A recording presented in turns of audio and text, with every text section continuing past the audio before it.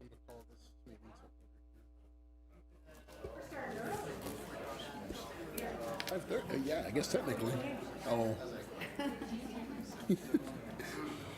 All right, everyone. I'll call the meeting to order. The Moorhead City Council, January 27th, 2020. It is 5:30 p.m. Madam Clerk, can we get a roll call, please? Shelley Dahlquist. Here. Sarah Watson-Curry. Here. Shelley Carlson. Here. Heidi Durand. Here. Deb White. Here. Larry Seljevold. Here. Chuck Hendrickson. Here. Steve Lindas. Here. And Mayor Jonathan Judd. Here. You can please stand and recite the Pledge of Allegiance. Allegiance to the flag of the United States of America and to the republic for which it stands, one nation, under God, indivisible, with liberty and justice for all. Thank you, everyone. Moving on to item number 3, are there any amendments to tonight's agenda? Madam City Manager? Mr. Mayor, no, there are no changes that I know of. Okay. Then we'll move on to item number 4, consent agenda. Before I go, I need to make my statement that I keep forgetting to make. The Moorhead City Council welcomes and encourages public input on all issues listed on the agenda or of general community interest, time and council permitting. Speakers are limited to 3-minute presentations. Advertised public hearings are scheduled so that the public is afforded an opportunity to speak. Public hearings are generally scheduled 15 to 30 minutes after the start of the meeting. However, the starting time may vary depending on other scheduled agenda items. Citizens wishing to address the mayor and council regarding a specific agenda item other than public hearings will be afforded an opportunity during the discussion of that item. Citizens wishing to speak on matters not listed on the agenda will be afforded the opportunity to do so under the heading Citizens Addressing the Council, usually scheduled at the beginning and end of the agenda. Each person requesting the opportunity to speak is asked to fill out a request to speak form, which are located right outside in the lobby. Okay, then moving on, item number 4, consent agenda. No, nothing's been pulled off to my understanding. Is there a motion to approve the consent agenda? Motion to approve. So moved. Second. Motion made by Councilmember Lindahl, seconded by Councilmember Carlson. Any further discussion? All in favor, please signify by saying aye. Aye. All opposed, same sign. Motion carries. Item number 5, approval of the minutes from January 13th, 2020's meeting. Move to approve. Second. Motion made to approve by Councilmember Lindas, seconded by Councilmember Seljevold. Any further discussion? All in favor, please signify by saying aye. Aye. Aye. All opposed, same sign. Motion carries. Are there any citizens wishing to address the council on matters that are not on the agenda? Okay. Seeing none, we'll move on to item number, well, we can't do the public hearing, which will be item number 8. This is a 5:45. That takes us to item number 9. Flood forecast. The 2020 flood forecast, presented by Dr. Bob Zimmerman, City Engineer. Thank you, Mayor. We have a brief PowerPoint for this. As you're all aware, the National Weather Service issued their first probabilistic forecast last week. So we wanted to take an opportunity tonight to briefly provide an update on activities that we've been doing and will continue doing. Just a quick note that this does tie into the city's strategic plan regarding the community and safety and well-being initiative. The city's flood event mission includes a number of incident objectives and tools. I won't go through all of those in great detail. Just to note, under the objectives, the primary objective is obviously to protect the general health, safety, and welfare of the community. and to protect public infrastructure and services. And that's really borne out in the kinds of aid that are available if there's a federal disaster or state disaster declaration. Protection of public infrastructure and services are eligible for assistance in those kinds of events. In terms of the tools that we use, obviously we use the policy and direction that are set by the City Council, the permanent flood mitigation improvements that we've completed, and where necessary, and hopefully to a very limited degree, temporary emergency measures, things like sandbags, temporary clay levees, and so on.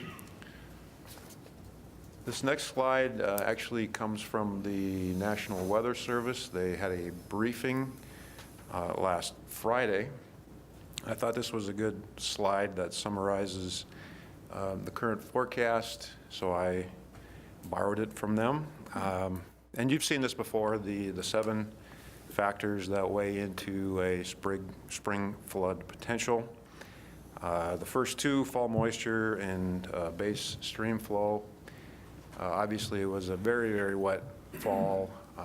The river flows, if you watch that at all, have been very high throughout the fall and the winter, actually in the 90th percentile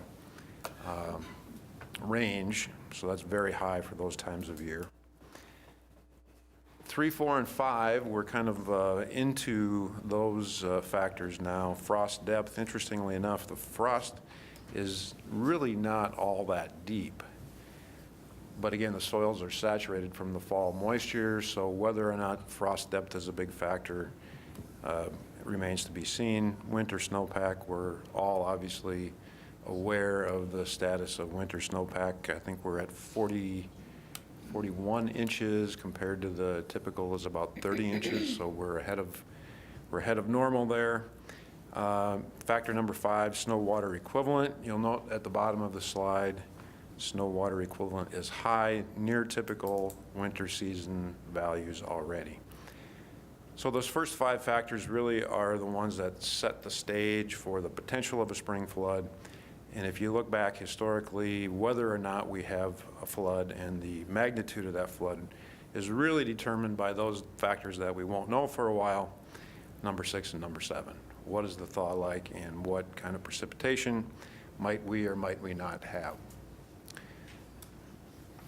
So the first forecasts issued by the National Weather Service are probabilistic forecasts. And you've seen this graph before, but I think it's worth making the distinction between the kinds of forecasts that are issued.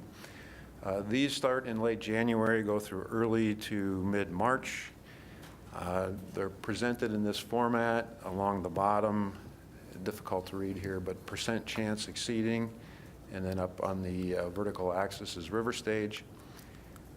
To develop these forecasts, the National Weather Service uses existing conditions and then uses historical weather data from now through the spring melt. So each year represents a data point. They run that through their model, and that produces a river stage for each of those given conditions. And so that tells us various probabilities. The black line, which in this case is the upper line, represents the conditional simulation, which is current conditions projected forward. The blue line is historical. The point being, if the black line is significantly above the blue line, there's a major potential for a spring flood, which is the case now. So pulling some numbers from that graph, these are select numbers for different percent chance exceeding. So along the bottom, you'll see that 90% chance exceeding, 75% chance exceeding, and so on. On the vertical axis is river stage. So for example, the 50th percentile percent chance exceeding, I should say, is currently 35.9, or roughly 36 feet. To put that in the context of the city's permanent protection, the top of the permanent improvements, our levees, are at a river stage of 44 feet. That's the top of that gray shaded area in that graph.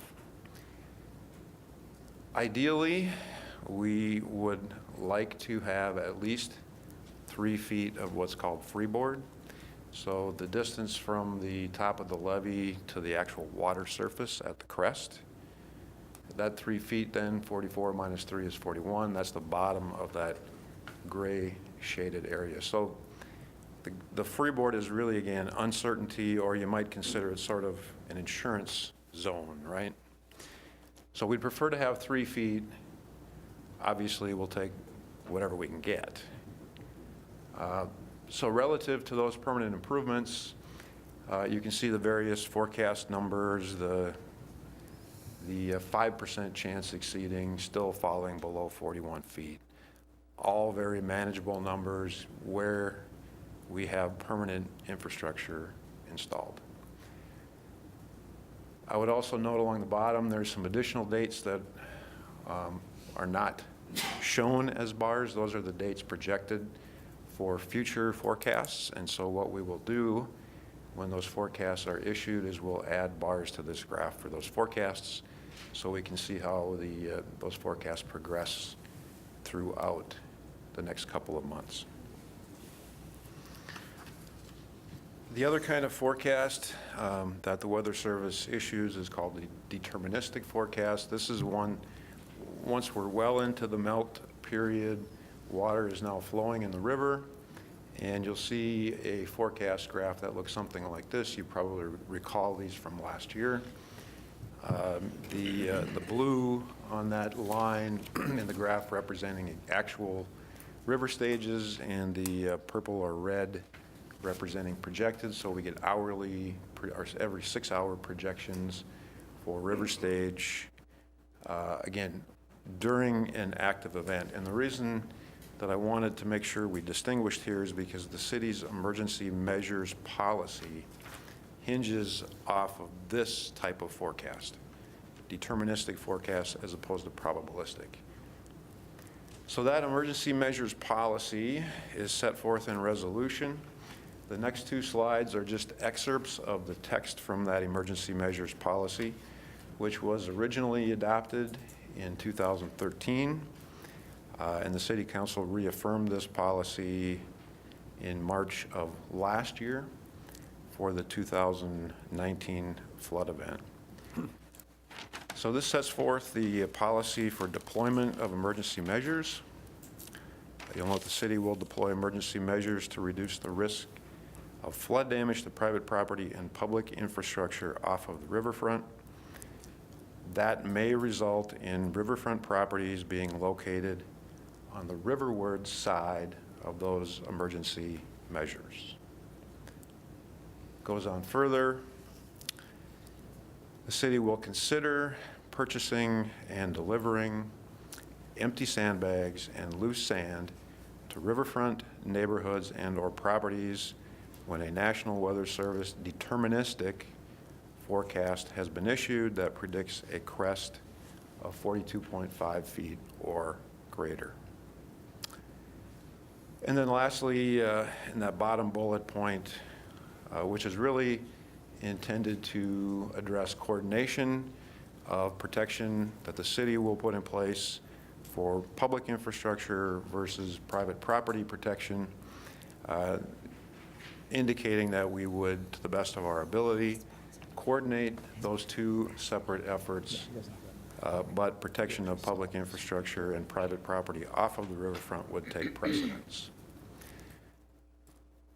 So at the conclusion of tonight's discussion, this emergency measures policy, which is included in your agenda packet, is up for City Council action when staff is requesting that the City Council reaffirm that policy for this coming year. This policy is really the critical foundation for all of our planning efforts. If we change this policy, our planning efforts are dramatically different. A little note on what's been accomplished since the 2009 flood And we're showing some emergency measures information here for 2 different river stages. Those are kind of key river stages for us, and that's why we're using those. 38 feet, basically because below 38 feet, there's very minimal, excuse me, emergency measures needed under current conditions, and then 41 feet, which is essentially the 2009 flood of record. You'll note for each of those, we're showing conditions as they were pre-2009 flood event compared to current conditions.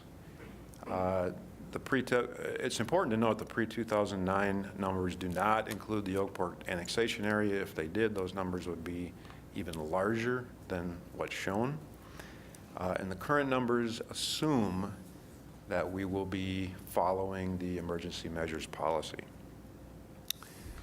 So for example, in terms of sandbags, and we'll just use the 41-foot river stage as an example, pre-2009 conditions would have required about 2.8 or 2.9 million sandbags.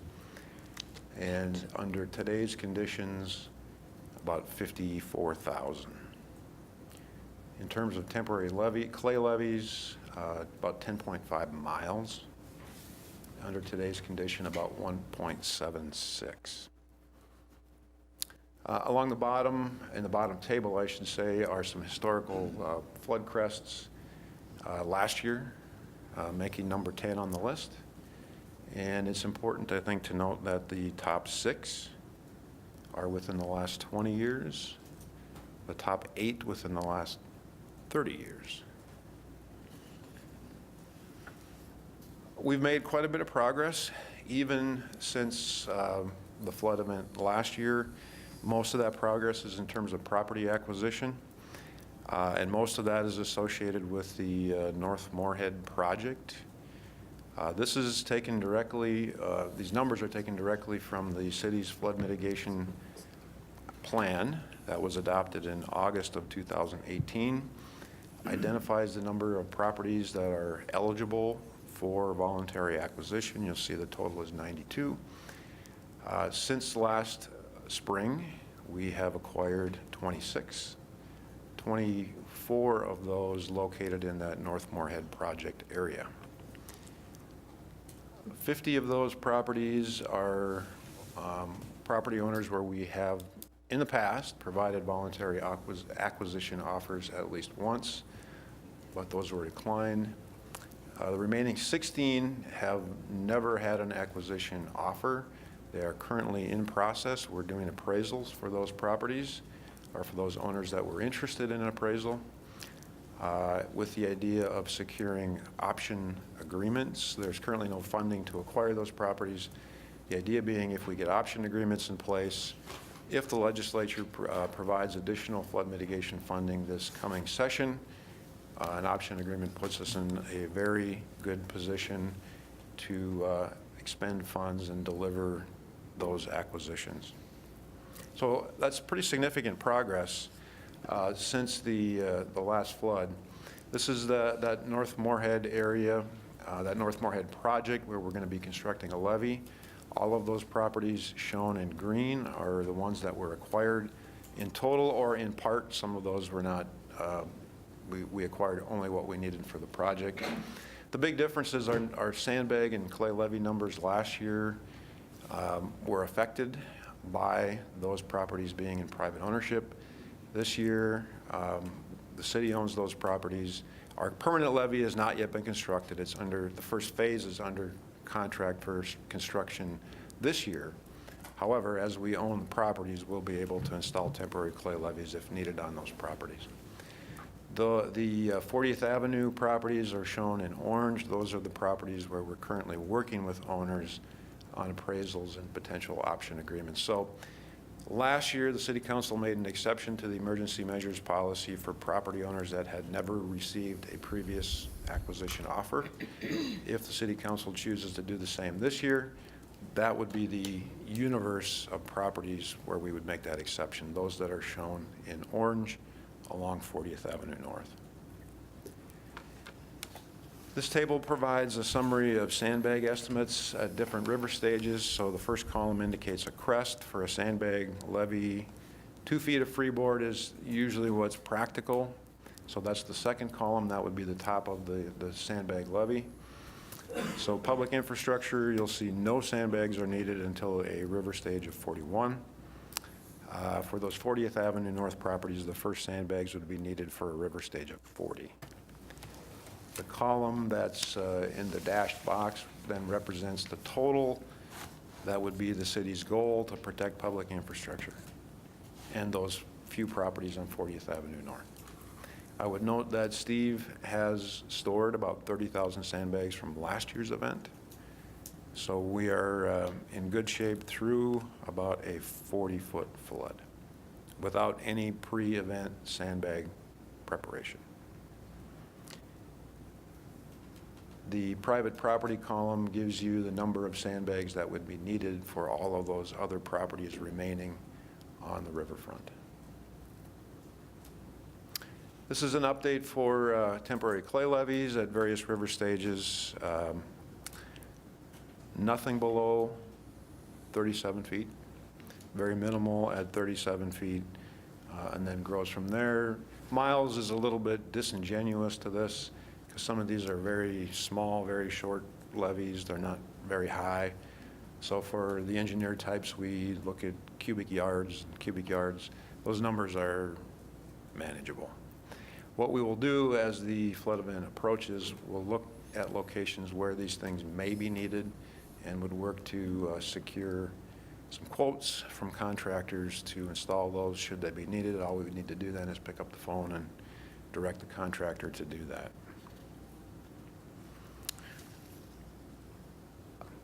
Our flood plan is extremely detailed and very well laid out. 290 steps, a lot of which go unseen to the public. We implement this during an event daily, looking at what actions need to be taken each day, and it's available both in a tabular and mapping format through our GIS system. Last year, we made a pretty significant effort to update our org chart. I realize you can't see that, but we can make that available. The point here is that it's very detailed. This is a cross-departmental effort and really a cross-agency effort. The county, potentially the National Guard, all sorts of resources from the region and the state, depending upon the magnitude of the event. And then, and for the public, on our website, we do have access to this property mapping tool. So a property adjacent to or on the riverfront, for those property owners interested in what their critical river stage is, they can zoom into that property and look at what elevation is critical for their lot, but more importantly for their structure. They can also use our interactive mapping and look at different river stages in half-foot increments. So that information is available. We will continue to monitor the weather surface forecasts and provide updates. February 13th is the issuance of the next probabilistic forecast.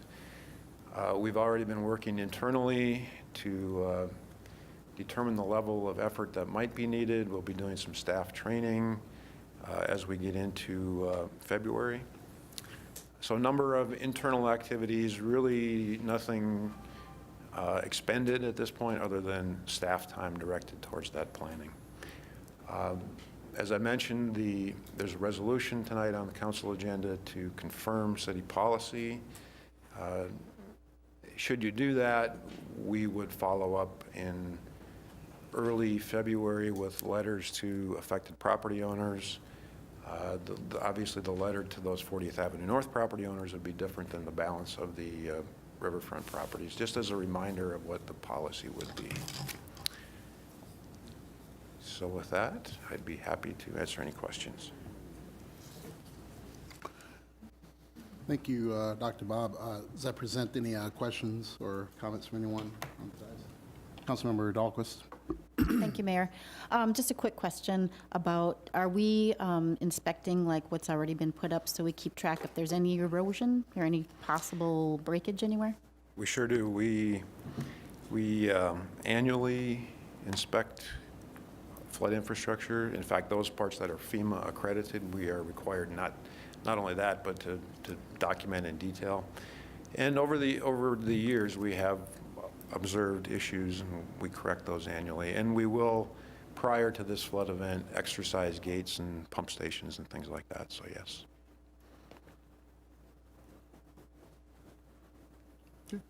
Councilmember Watson Curry. Thank you, Mr. Mayor. Will gladly support this resolution. I think it's important and we're consistent. I did just want to inquire, maybe you might not know the answer, but a question about flood insurance came up from a resident, and I imagine the deadlines will be creeping up pretty soon if they were going to secure a policy. Do you have any resources or recommendations on that? So the resource that we'd offer is your insurance agent.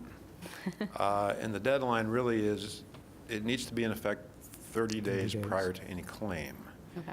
So there's still time to do it, but for those property owners that would like to do it, they should do it now. Yeah. And we always recommend that property owners evaluate and obtain flood insurance for most properties that are not in the floodplain, which in Moorhead now is many properties. You get a preferred rate, which is relatively cheap. It's probably in the range of $500 per year.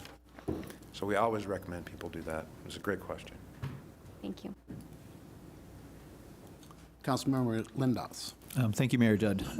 First, I'd like to compliment yours and probably also Director Moore's efforts on essentially making the city a very prepared and safe place for reasonable flood events.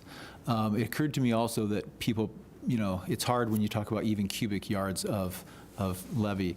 And I don't know if you can do this on the fly, but the amount of miles, I mean, it was very clear it was less. You could also talk about numbers of dump trucks needed. And Roughly divide those by 10. yeah.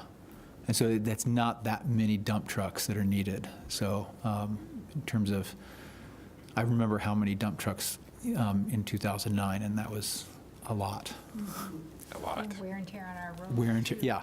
Which, I would also, thank you for that. I'd also point out, in addition to Steve, our core planning team includes Christy Leshevsky, Chad Stangland, our emergency manager, and the real brains behind the flood plan, Tom Trowbridge, assistant city engineer. But it is a very wide, there's a lot of people involved in this effort. well, they should all be applauded.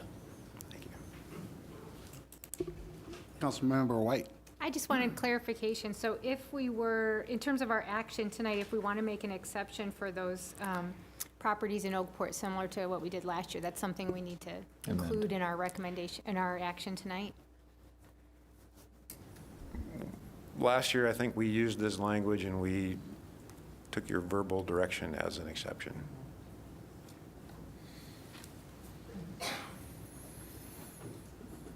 The reason. I would support that. That's. That raise any other questions or comments? Okay. Mr. Mayor. Councilmember Carlson. I move to approve the resolution to establish the city policy for sandbag and emergency measure deployment during flood events, with the exception that, similar to what we did in 2019. Second. Motion been made by Councilmember Carlson, seconded by Councilmember White. Do we need any clarification, or was it understood what was done last year? Okay, great. Any further discussion? Hearing none, all in favor, please signify by saying aye. Aye. All opposed, same sign. Motion carries. Thank you, Dr. Zimmerman. Appreciate it. Mayor Judd? Oh, Councilmember Hendrickson. I just pulled up my agenda because my computer is older than my firstborn. But with the approval of the minutes on the second page, and I realize we're going back, and I apologize for that, but we have a motion to approve the minutes. We have 8 members and then 2 absent with Councilmember Carlson and Councilmember White. Now, I'm not a math genius, but with 8 and then 2 absent, that to me, that's 6. See what I'm saying there? I'm not good at math either, so, but I do understand. Madam City Manager. Councilmember Hendrickson, 8 + 2 is 10. Right. Correct. So if there is, if the council so pleases, if someone can make a motion to amend the minutes to make that clerical correction, we will do that. So moved. Second. Motion made by Councilmember Hendrickson, seconded by Councilmember Watson Curry, and this is to amend the minutes from the January 13th, 2020 meeting. That's correct. To correct clerical mistakes. To correct the clerical mistake. Any further discussion? All in favor, please signify by saying aye. Aye. All opposed, same sign. Motion carries. Thank you, Mr. Hendrickson. So we can go back to, That gets us to item number 8 on the agenda, which is a public hearing to file an application with the Federal Transit Administration for receipt of 2020 capital assistance. There will be an action item potentially on 9A, which would be a resolution to authorize filing of an application to the Federal Transit Administration for receipt of the 2020 capital assistance. Is there a motion to take it into public hearing? So moved. Motion made by Councilmember Hendrickson, seconded by Councilmember Watson Curry. All in favor, please signify by saying aye. aye. All opposed, same sign. We are in public hearing. Ms. Van Beek. Thank you. Tonight's public hearing is required in order to submit an application to the Federal Transit Administration for Section 5339 grant funds for 2020 capital projects. The state of Minnesota, we put in a grant application back in August, and they awarded us this federal pass-through money. And because it is, we'll become the grant applicant, we have to hold a public hearing.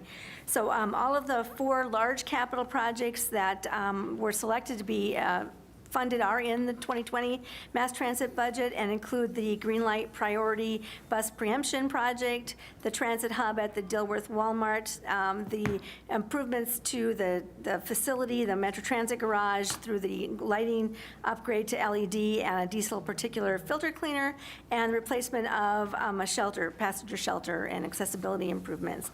And those are the 4 capital projects that were selected. We had put in for 2 vehicle projects as well for paratransit replacements, and the state of Minnesota has selected to fund those in 2021 instead of 2020. And in doing so, they are also picking up 10% of the local share match. So that is a good assistance. Those 2 vehicles don't reach their maximum life until October of 2020, so by pushing those into 2021, it should be just fine for mileage and years for replacement. The award from the MnDOT was a little bit higher than we asked for. They rounded some numbers and looked at the full Green Light Priority project, not realizing parts of it are being funded through city engineering. So there is a little extra federal grant money in that apportionment that we got. And so that money's available in these projects in case there's any contingency needed for cost overruns, or if after the 4 projects are done, if there's any thing we want to amend into the grant and that fits into our later budget changes, we could do that as well. So I'm happy to answer any questions. Councilmember Hendrickson. Thank you, Mr. Mayor. You said the paratransit is going to be in 2 years? 1 year to 2021. Okay. That's all I need. Thank you. Any other questions for Ms. Van Beek? Okay. Thank you. Thank you. So is there any other discussion? Close the public hearing. Second. Motion made by Councilmember Watson Curry, seconded by Councilmember Lindos. Thank you. All in favor, please signify by saying aye. Aye. All opposed, same sign. Motion carries. We are out of public hearing, which gets us to 8A, the resolution. I move to approve resolution to authorize filing of application to the Federal Transit Administration for receipt of 2020 capital assistance. Second. Motion made by Councilmember Lindos, seconded by Councilmember White. Any further discussion? All in favor, please signify by saying aye. Aye. All opposed, same sign. Motion carries. Thank you. Then we go on to Item number 10, which is the wastewater improvement project, engineering number 18-06-04A, B, and 19-06-01. Dr. Z is back. Thank you, Mayor. Highlight of your evening, to be sure. Clean water is very important. I will do my best to avoid dragging you into a lot of technical detail. The City Council last considered this project almost a year ago on February 11th, 2019, when the council conducted a public hearing on the facility plan that described these improvements. Since that time, we've been marching the project through additional key milestones as were proposed at that public hearing. So tonight, we want to take the opportunity to provide an update and then have a couple of actions for City Council consideration. So in terms of the strategic plan, this falls under infrastructure and a goal to provide safe, well-maintained, and sustainable wastewater, stormwater, and utility systems with a number of specific objectives related to the wastewater treatment facility and collection system. This effort began actually in 2019 with a larger scope facility plan that was intended to be completed in 2 phases to address 2 specific things. One is the potential for new limits, permit limits on what the city can return back to the river, especially as it relates to phosphorus. And then secondly, to address aging infrastructure. The wastewater treatment facility went online in 1983, so that's now 36 years old. While there have been some improvements over time, a big portion of that plant is original equipment. And 36 years in that type of atmosphere is a very long time. So this larger planning process was intended to be done again in 2 phases to really look high level at long-term, 20-year or more improvements that might be needed. We finished the first phase last year, just started the second phase, and the final larger facility plan is going to be sometime in 21 or 22, hopefully to coincide with any negotiations that are ongoing with the MPCA regarding permit limits. Along the way, we identified some short-term improvements at the wastewater facility and in the collection system. Those are shown in the green boxes. We'll talk more about each one of those individually. These were identified as short-term or immediate needs, and so we sidetracked the larger facility planning process to complete the interim facility plan, which was the subject of the public hearing last year, which have now been developed into interim projects. This table is a summary of what those projects are. I won't go through them in detail here because the next few slides provide that background, but just for a quick reference, this is a complete list of those projects. The first of those projects deals with what are called bar screens, Headworks bar screens. Headworks referring to the very first part of the plant where wastewater is received. This is the first unit process, and they do exactly what the name implies. They screen out material, and they screen out material that really belongs to Steve and doesn't belong to me. These are inert objects that don't belong in wastewater. They can't be treated by the downstream processes. They really belong in the solid waste stream. Allowing them to pass through is detrimental to equipment downstream. So we try to screen those out. Rags and flushable wipes are among those things that are removed, but there's any variety of things that sometimes unimaginable that show up. Children's toys, a whole variety of things.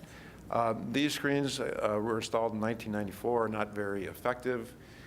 In fact, they frequently clog up and flood out the room where they're located. So the intent here is to replace, there's 2 of these units, replace them with more efficient screens. They're called step screens.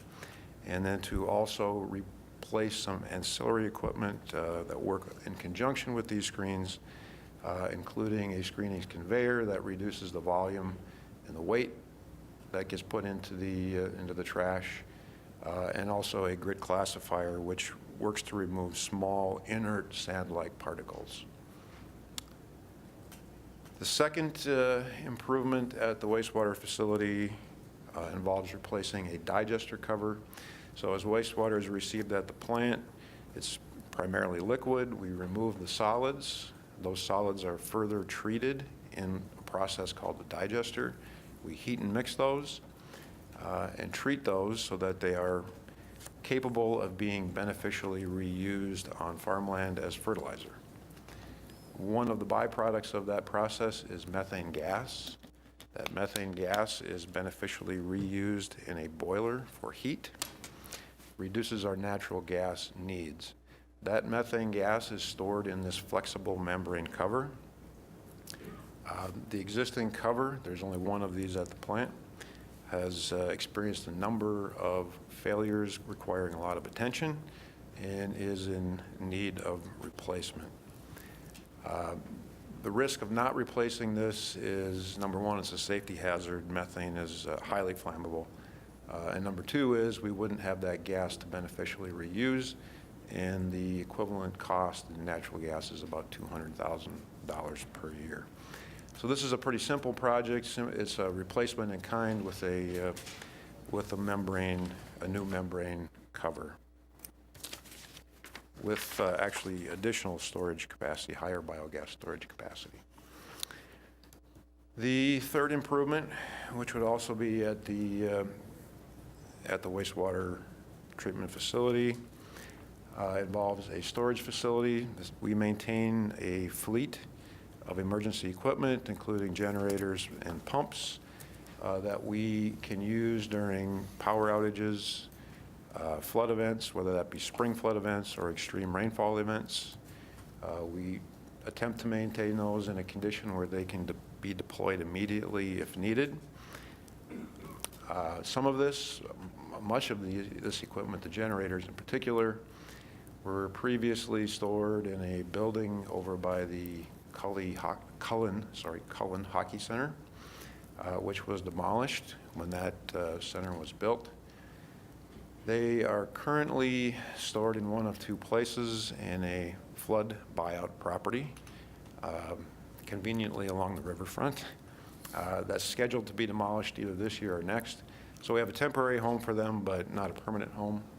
And then we've also purchased some temporary containerized storage where some of this is located.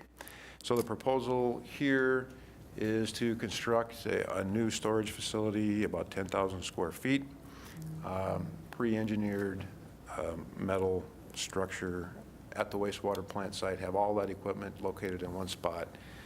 Improved access, easier to deploy, easier to maintain.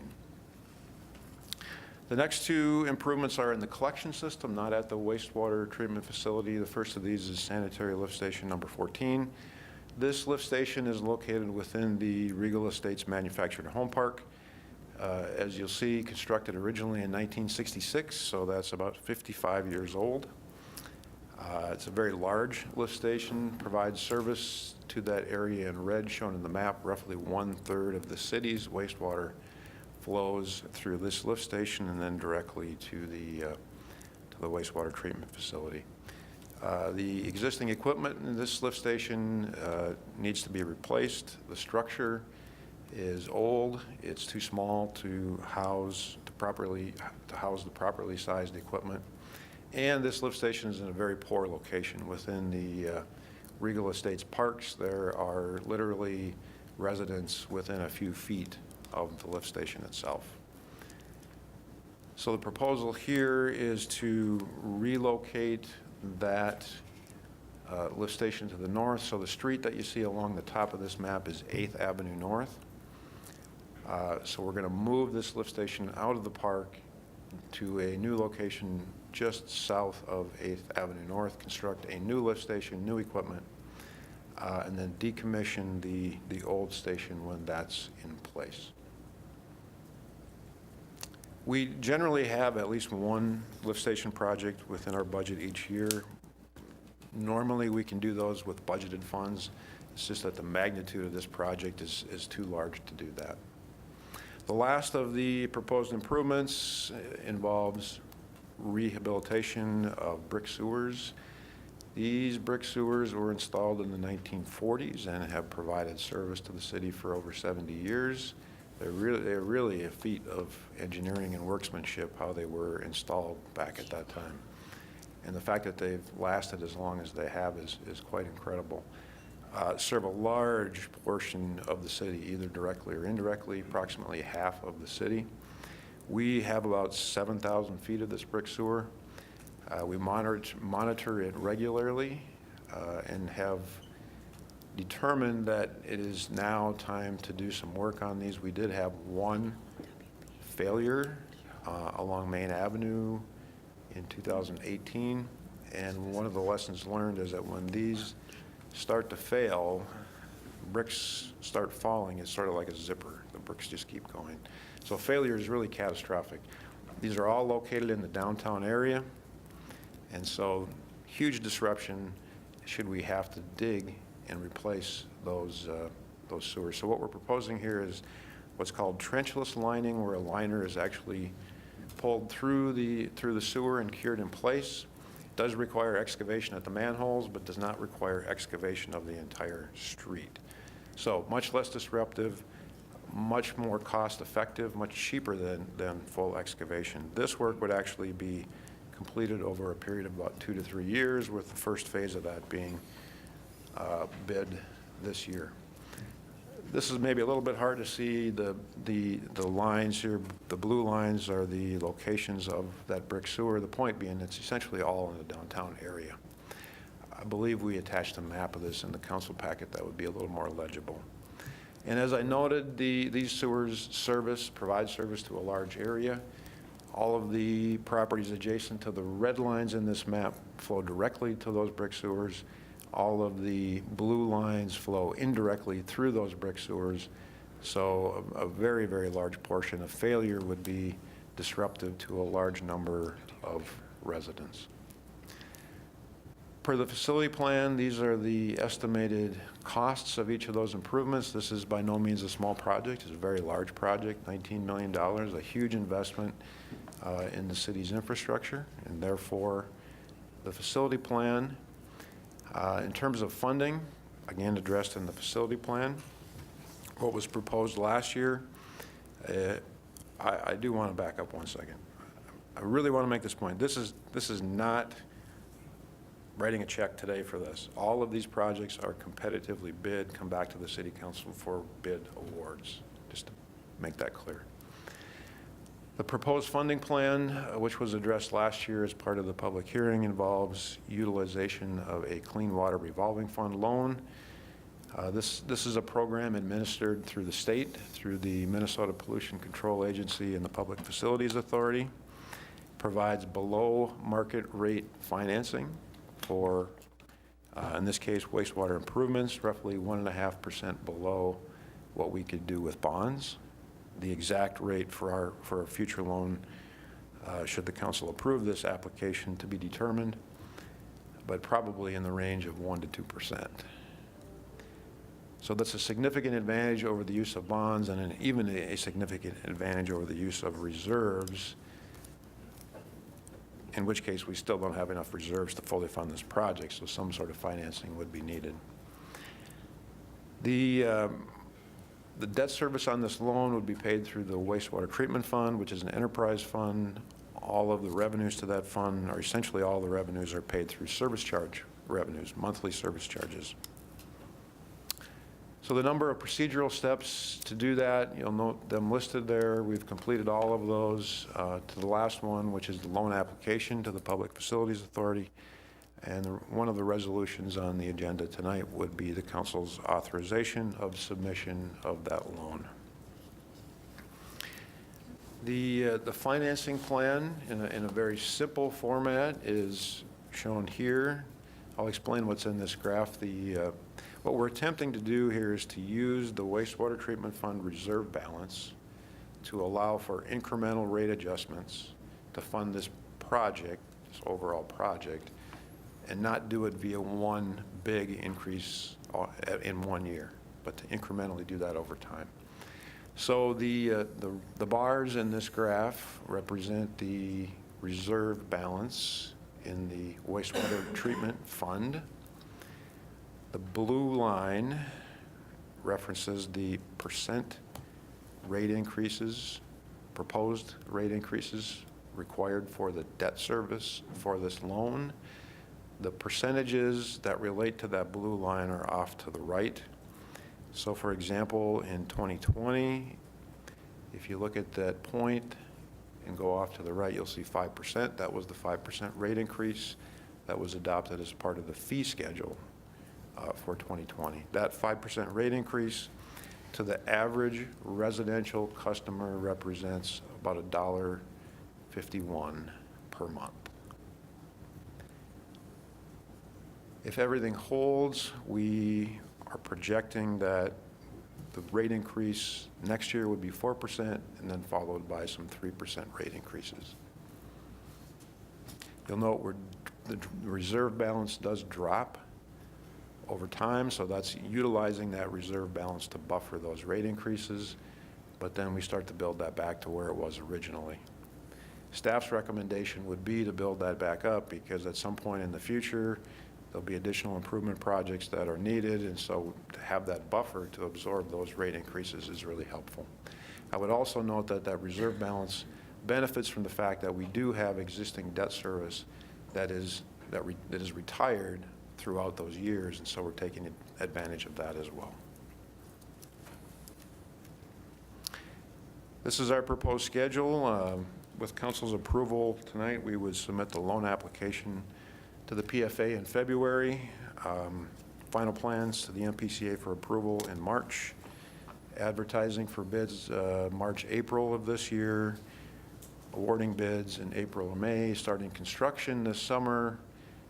All of that construction would be complete by the fall of 2021, with the exception of the additional phases of the brick sewer rehab, which would be completed in the next 2 to 3 years. So the proposed actions for council consideration tonight are to authorize the loan application for the Clean Water Revolving Fund, and then secondly, to approve plans and specs and authorize an ad for bid.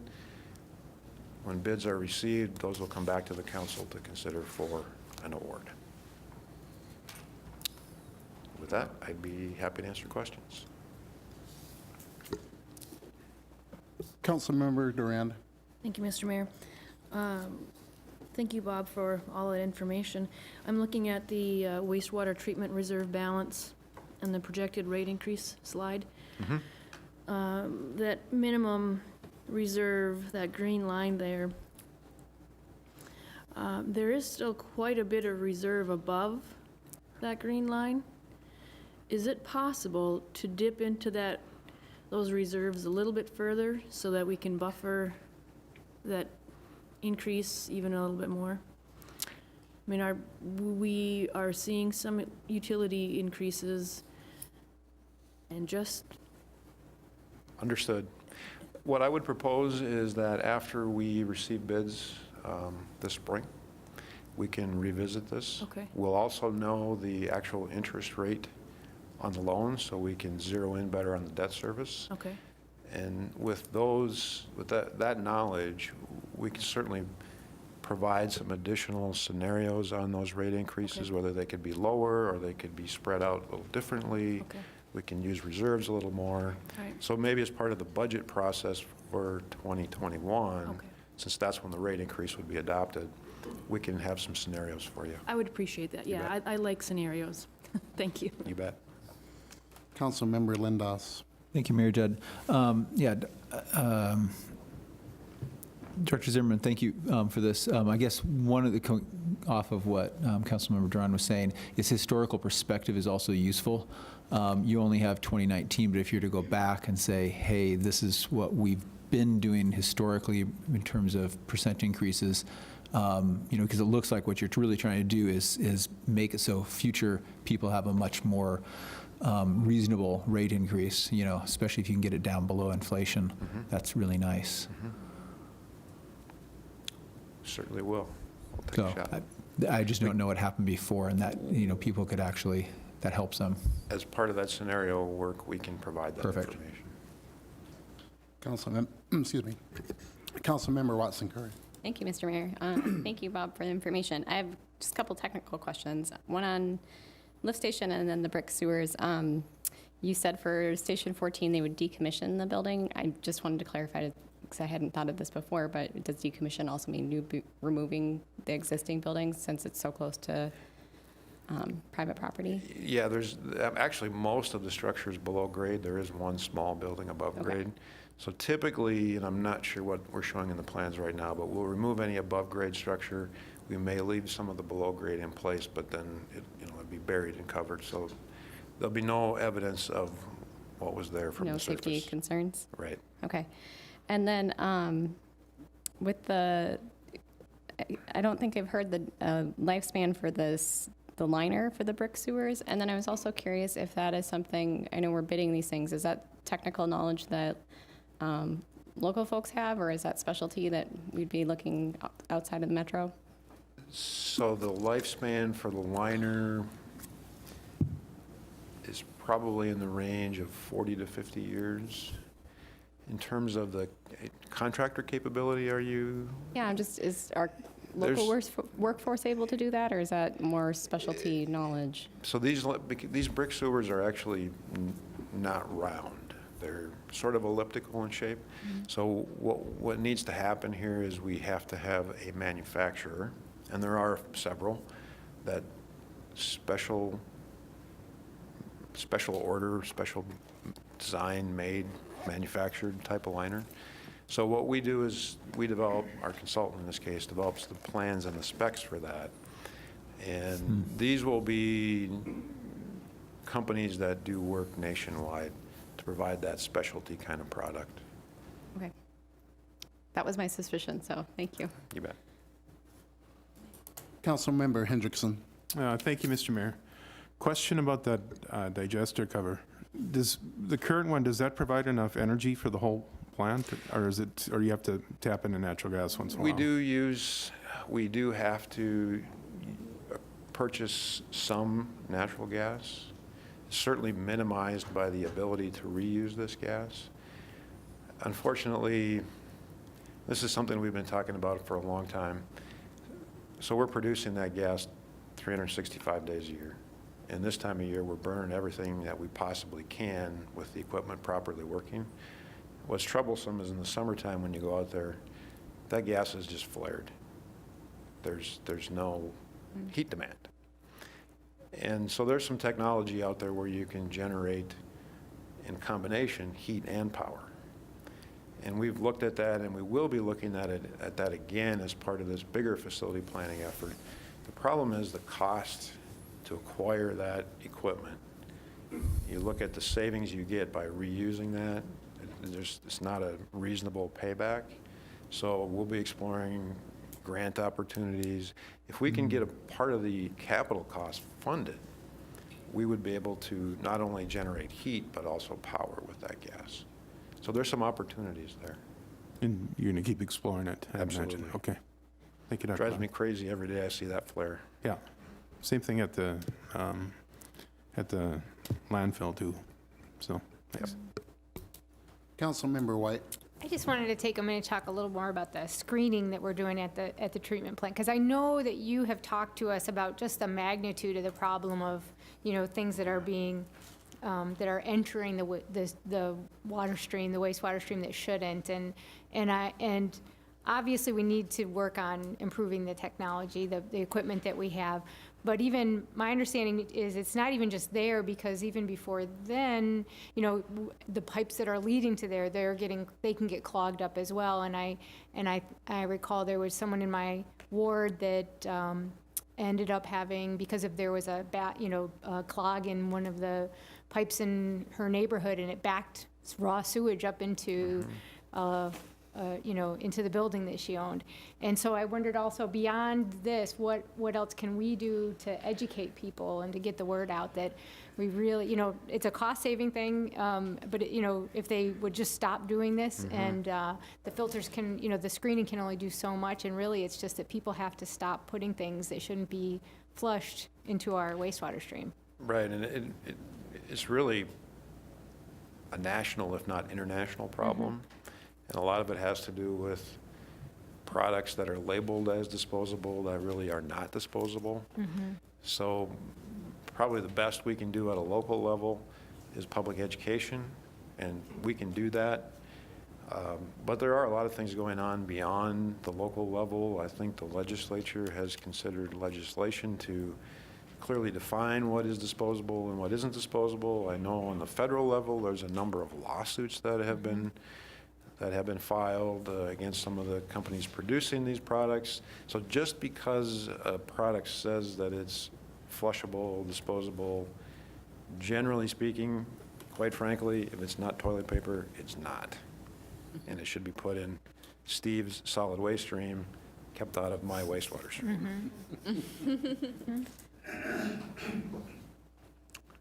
Councilmember Carlson. Thank you, Mr. Mayor.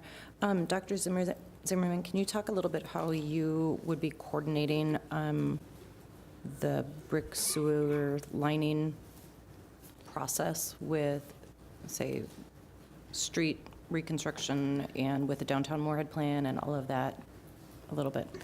So we will definitely coordinate any street work that's in our CIP with this brick sewer work.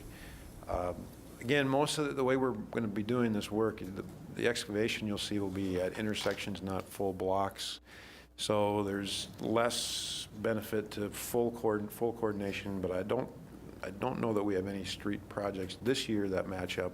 Potentially the next 2 years, and we'll definitely coordinate that. In terms of coordination with adjacent property owners, there will obviously be some disruption with those property owners. And so we will be reaching out to all those property owners in a number of ways, including likely a mailing, but also door hangers and possibly even some meetings or one-on-one meetings with affected property owners. The disruption should be relatively short, but there will be some disruption. I had a couple questions, if I may interject, Dr. Bob. I looked up the location. I just want to make sure that if should this pass, there's no issues down the road. But I know that the lift station currently now is in a residential area. We've got a project going up on 8th Avenue as well, that new housing project, and I know it's going to abut the new pond. And I'm trying to figure out where the actual lift station is going to go, but is there going to be, I'm sure you plan for this, but I want to make sure that there's not, since it's going to be right next, yeah, there we go. Yep. That new location is not going to have any issues to where we'll have to expend any other funds to move it again or anything like that in the future. Excellent question, and we are coordinating with the developer of that housing project. The new lift station is actually on the west side of the pond, which is the blue area, and so the pond will actually be a buffer between that development and this pump station. And I believe there's a part of the development plan includes some green space on the western end of that lot, so that provides some additional buffer. We are working closely to coordinate our construction with that construction through Christie and that developer. And then thank you for your answer on that. And then the second question I have is, I'm just throwing it out here because obviously taking on more debt, but this project is long overdue, or these projects, plural.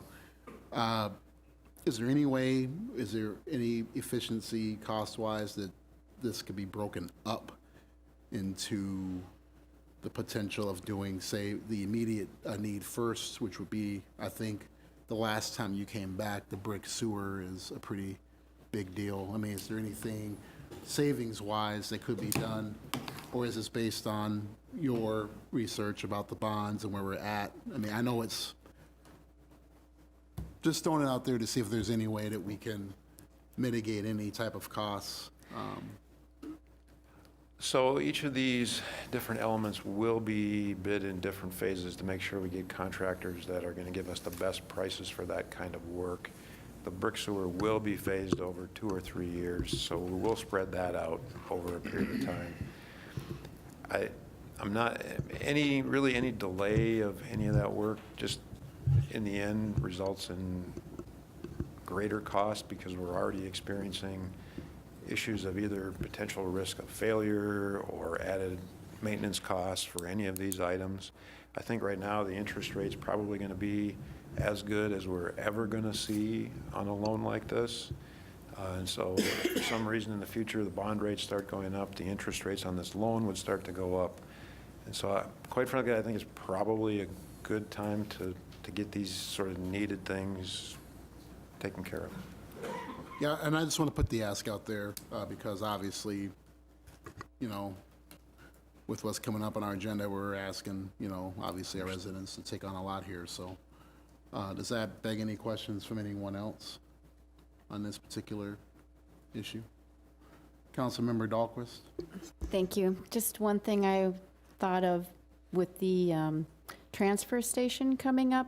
Is it possible, because I know there's going to be a need for storage facility, is there any way we can, being that they're going to be very close, can we maybe hold off on that until we get the transfer station, maybe have storage for both the emergency equipment and, I just thought, being that you're both out there, that might work. And we have talked about that and explored that. To do an off-site facility like this, we wouldn't be able to use this funding source. So it would have to be a different funding source, and I'm not sure what funding source that's going to be, or the transfer station storage is going to be. If that's a bond, that would carry a higher cost, at least interest rate, than this funding source would. We've explored that. There are certain benefits, certain added cost to doing that. So I think in our opinion, the benefit of having all of that equipment immediately adjacent to the people that need to deploy it is also something to consider.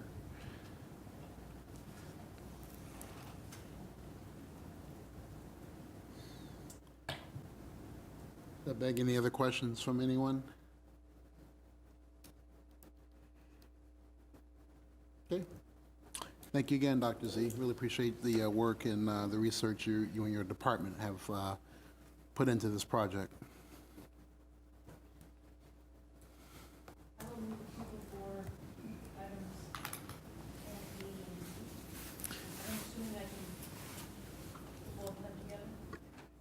I second. Motion made by Councilmember Durand, seconded by Councilmember Lindos. Any further discussion on this item? Hearing none, all in favor, please signify by saying aye. Aye. All opposed, same sign. Motion passes.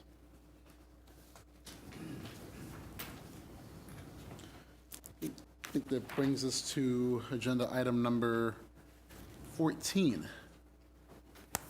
Resolution for those at home, a resolution to approve the change in dog park location in River Oaks Point. And it should be noted also that there has been a request for a citizen to speak on this matter as well. We'll pass it over to Ms. Holly Heitkamp, our Park and Recreation Director. Mayor and Council, thank you. Unfortunately, I'm coming back to you tonight requesting a change to a previous resolution, identifying the dog park to be located at River Oaks Park Option 2. Your staff are recommending a change to Option 3, which is far closer to the west and then closer to the river. After Option 2 was selected, an application was made to FEMA for requesting permission to use the 1997 buyout lots for a dog park. We didn't think that would be a problem, but we were denied that permit to use those lots for due to a fencing requirement. They have a no fence requirement. Option number 1 was looked at, and it also has a FEMA lot, and there's also DNR restricted lots at that area. So we find ourselves back to option 3 with some amenities that, a little bit of change in what we would do in that area, which would be to bolt down some things and to make improvements based on that. We are still pursuing a number of options, which could be kind of identifying that whole entire park, kind of a dog park area, but including a small dog park that's fenced in. And we could also include a large dog park area that's also fenced in, but yet past that existing fence that's there, if you look at your material, we could just have an open area also. It would be whatever citizens requested or what they would like. But that's kind of where we find ourselves. And I would entertain questions, but basically that's the gist of it. We were denied the use of the space that was identified. Does anyone want any questions or comments? Anyone? Sure. Councilmember White? Sure, and actually, I know we've got some citizens that want to talk about it too, and I'm glad you clarified that. So we're not looking at option 1 at all. It's definitely just, we're looking at option 3, that farthest out point. And so I know that we contacted some of the residents, and I had, the comments that I had from people were, you know, again, happy with that location of it. In fact, this puts it further away from any of the homes. And then some questions about what would be, you know, about fencing. So we had some folks that really liked the idea of a very open area. And then had one person who said, you know, his dog would take off and get burrs and would like to see some kind of a fencing area. And so I appreciate your comment that, you know, that doesn't need to be decided right now. We can work with the residents and figure out what would work best in that area. And right now it's just deciding if this location. And so your feeling is with this new location, the farther out point, there would be those options if we wanted to have an enclosed area for part of it, for a large dock section, or if people chose that, you know, if they wanted to have it be completely open, but we're really just settling on the location right now. That's correct. There's an area there, it's the largest area. It's, you know, the large area, if you can see on your map, is 8 acres. That's a very large area. You know, it would flood. I mean, that's why we didn't propose this option to begin with. Option 2 was the better option because of the flooding. But this is what we have. This is the hand we're dealt. I guess we will have to remember if when they come back and they say we want a playground and so forth, that land, when it's a buyout land, really can be used for almost nothing. It's open space to flood.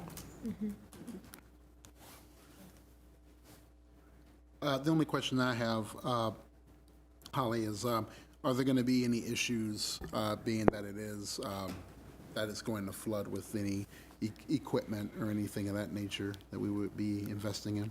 As part of the natural playground, we looked at a number of, we went over to Detroit Lakes and found some natural items that, agility items and so forth, that can be bolted down. Those can either be removed or not removed. We would just have to make sure that we're not impeding the waterway. So it's a different kind of dog park. It's a more natural dog park. It's a much larger area. Citizens are using that as a dog park currently. It won't be as fancy, but it'll be much more natural, is our thought. Thank you. Councilmember Seljevold. Well, Holly, it's kind of what it's being used for now. Correct. And so it kind of makes it legal that you could have your dog off Right. leash there. So, I mean, it's occurring now, and if equipment never went there, I think there'd be a lot of dog owners that would be happy. Now, I don't take my dog to a dog park. Right. To an unofficial dog park, because I've used that thing, and when there's dogs, I keep it on my dog on a leash, but there are many times that some other owner will say, go ahead, take yours off too, it doesn't bother me. So it's a lot of it's happening right now. And That is absolutely correct, and I think the final plan that we'll come up with, I believe, will be much less costly, too. Councilmember White? Yeah, just to to talk a little bit about that process. So what would be the next thing so that citizens could have if we, just to have them be engaged in what that site would look like? I think what we're looking to do is to do some fundraising accordingly, and then we would get our contact list. From the survey that we've originally done, we have a nice email listserv of people that responded to that, and we would get input from them also prior to deciding how big of a large, if we do the small. As you mentioned, there are concerns about just having it be completely open-ended. It's different if there's a lake where the dog will see only water, and he will come back, or if he's on voice command. But if he swims across, he would be in Fargo. So I certainly understand that you're not just going to run over there and go find him. So I certainly understand the option to do a small dog area and then a fenced large dog. But we could also identify that park as an open, off-leash area in that park. We don't see a lot of children there playing. Some dogs would like to train in the water. So I think it's an option to have a couple of, there's a couple options possible here. Yeah, I have to say, I personally like that. I like that there would be that option so that we still could, again, that folks could have an open area if they want to, but for those folks with dogs who, their dog isn't one that they could just let off leash, that they could have an enclosed area, but there'd still be enough room for some folks to do it differently. The key is obviously we can put fence down there. There's an existing fence that's there, but the key is that we would find a fence that wouldn't be ruined by the constant flooding, and we're still in search of that. But if not, we could try it and see what happens if we don't find that collapsible fence. And a lot of people will say, well, a collapsible fence won't work with dogs, but it's to take it out of the to have some sleeves and then put it in, but we're not sure that will work, so, which is why we didn't recommend it the first time. Councilmember Watson Curry. Thank you, Mr. Mayor. Thanks, Holly. There's not a visual to go along with this. Just curious, does this location offer the ability to have water? I know that was discussed. I'm thinking it's out of range. Okay, I just want to make sure. Yeah. Any other questions or comments for Holly? Councilmember Lindos. Thank you, Mayor Judd. I'm actually want to hear what the citizens have to say that are here too, but Director Heidkamp, one of the concerns I always have is education for the public who have dogs. 90%, probably even higher, are really responsible dog owners and clean up after their dogs, even in open dog parks. Yet, if you've been to MB Johnson or if you've been out to River Points, there are a few people who don't really want to go into DNA analysis to find them, but there are a few people that take advantage of our city areas. We're planning some large signage, no matter where we would put the dog park or whatever, with rules of the road, kind of. And that always includes that. MB Johnson is not a designated dog park, so there isn't anything there. And, at some point, it might be something that, and we can't spend the resources to patrol that area. Right, but I think even there, it would be useful to have signage saying, here's the social conventions that everyone else is abiding by, please also. We do have the bags, and we do have some stuff there. Well, yes. So on that point too, signage, could we have something that would make it easy for people to be able to give feedback, positive as well as constructive? And I'm kind of thinking of a you were all code or something that you could just shine your cell phone at. And so if you are technology inclined, you could have a comment and or a picture that you could send to the city, both on things that are good and things that could be like, oops, this just broke. Because oftentimes people are, at the moment, they'll report and they'll give you feedback, but as soon as they get home, they're distracted. We're looking at some things, Audubon has a system, but we're looking at a couple of different things for all of our parks, not just in the dog park area, but, just looking at the citywide, how do citizens report back, and Yeah. continue to look at different ways such as that. I don't have anything right off the top but we have been talking about that and looking at some different things as far as customer service feedback. Okay, and then one last thing, that whole feedback thing, this is going to be something new. Although we're doing it unofficially there already, we're do it at MB Johnson, it would be nice to have some way that we measure any issues and/or positives. So if we know that moving forward, the council will have some kind of data that could say, hey, this has been a really positive experience, well-received by people. Right.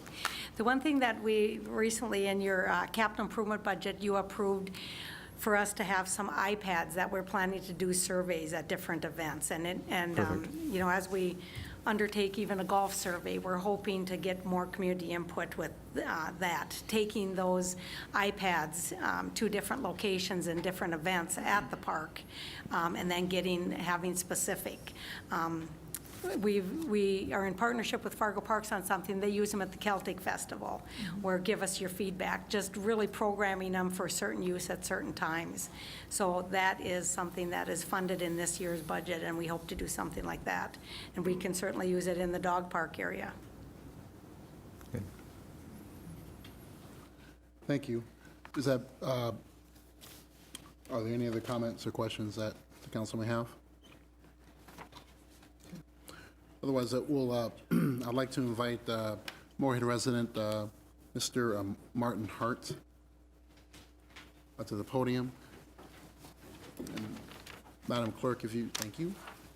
Probably want to give him, yeah, there you go, full 3 minutes. I don't know that 3 minutes will be necessary, because it sounds like most of it's been resolved, kind of the way I was kind of hoping it would all along. But now it's the part that we're talking about, that would be the open dog park, would just be the furthest west, right? The only question I have is, are any of those properties, just so this doesn't come up again, are they currently FEMA or DNR? I mean, because at some point in time, there were properties down there. Is there like a period of time that they expire on? I would have to defer. No, actually, it's out further. If I could answer that one, those property that was never used, it was always a park. Yeah. So not FEMA or not DNR lots down Okay. on that side. So it was always part of Moorhead? This is, I have it right Okay. Right. Other than that, no, is this something that will get approved tonight? clarification. Or at least Point. motion to be approved tonight? There'll be a motion. Yep. I'm not sure, I mean, Don't know what it is. may yet. pass, but Okay. I don't want to. Do we, if it doesn't, do we revert back to ground zero? In terms of still using River Oaks Park's other areas as the dog park? We can't. There's We no. can't. No. Yeah. Because of the FEMA? I have no further comments then. Thank you. Thank you. And Mr. Hart, just for the record, can you state your address? We Yeah, usually- sorry. 4107 South River Shore Drive. Great. Thank you. And thank Yep. you for being here this evening.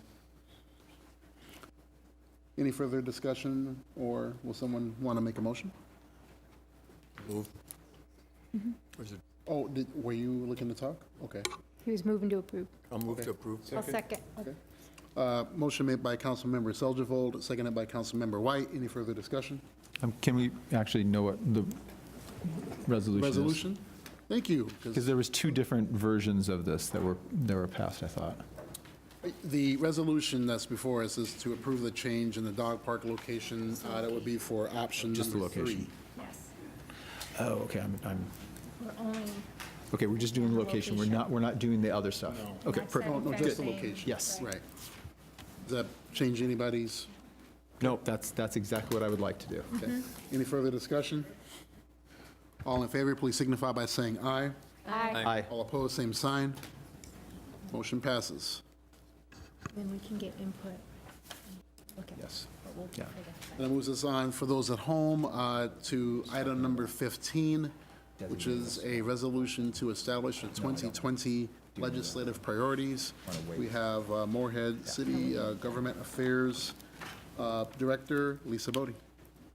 Good evening, Mayor Judd and members of the City Council.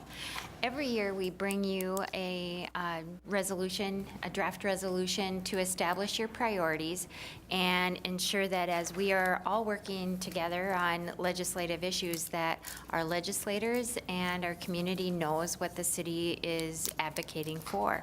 And this year, we have 4 categories of legislative actions: the preservation and protection of our legislative tools for economic competitiveness, which was a major focus last year as we sought and received funding for the Border City Enterprise Zone, a sustainable funding source for that. So we're happy with where that's at, but we'd like to, make sure that we maintain that. The second item would be the efforts to secure local discretion and flexibility for border cities concerning statewide building codes and related construction regulations. That's not something we spent a lot of time on last year, but there was a bill introduced. It never received a hearing. But our home builders especially are advocates for making sure that what the building code regulations in Moorhead are not such that they cause competitiveness issues for us with homes in Fargo and West Fargo. So that's another element that we'll look for opportunities to advance. The third would be capital bonding requests. And we're very pleased with where we're at on the bonding requests that are pending. The first is Clay County Waste Management Campus, which we've called the Transfer Station Waste Management Campus in various communications. That project is advanced by Clay County and supported by Minnesota Pollution Control Agency, but that is very important to the city of Moorhead. Another of our capital bonding projects pending is the downtown Moorhead 11th Street grade separation and underpass.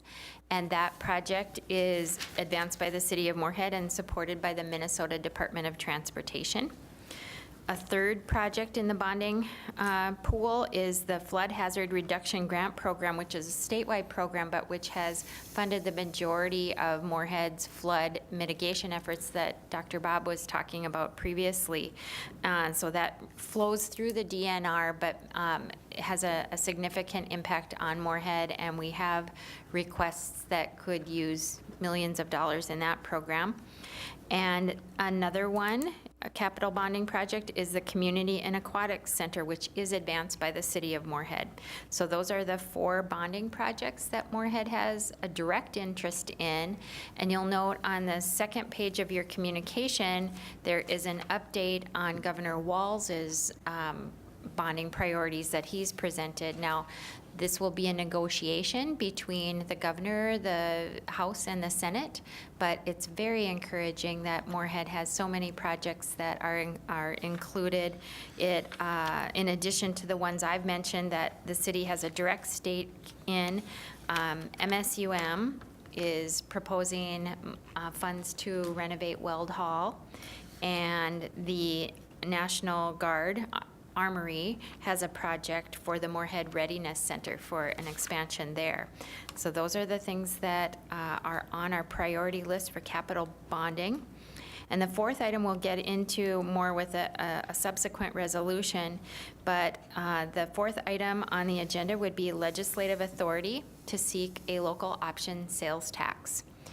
And the legislature updated and changed some of the regulatory requirements for sales tax in the 2019 session. So we've been, reviewing that statute and have some subsequent actions that we would take. And I'll note this is step 1 of a multi-step process, and significant additional community input would be needed before we would move forward with such an action. But this is based on your legislative workshop. This is what we put together as a 2020 legislative agenda. And you have a resolution to establish these priorities in your packet. Thank you, Lisa, for bringing this up. Are there any questions or comments from council? Okay. Councilmember White. Just obviously, just so we're not getting the cart before the horse, for the for lobbying on the legislative authority to seek sales tax. I mean, we still have to vote on that tonight, so it's assuming that if that passes. Mr. Mayor, Councilmember White, the language in the resolution that you're going to vote on says the goals of this next session are. So you're not committing to anything. You're right, it is the next agenda item. Does that bring up anything from council? Okay. Is there a motion to approve the resolution?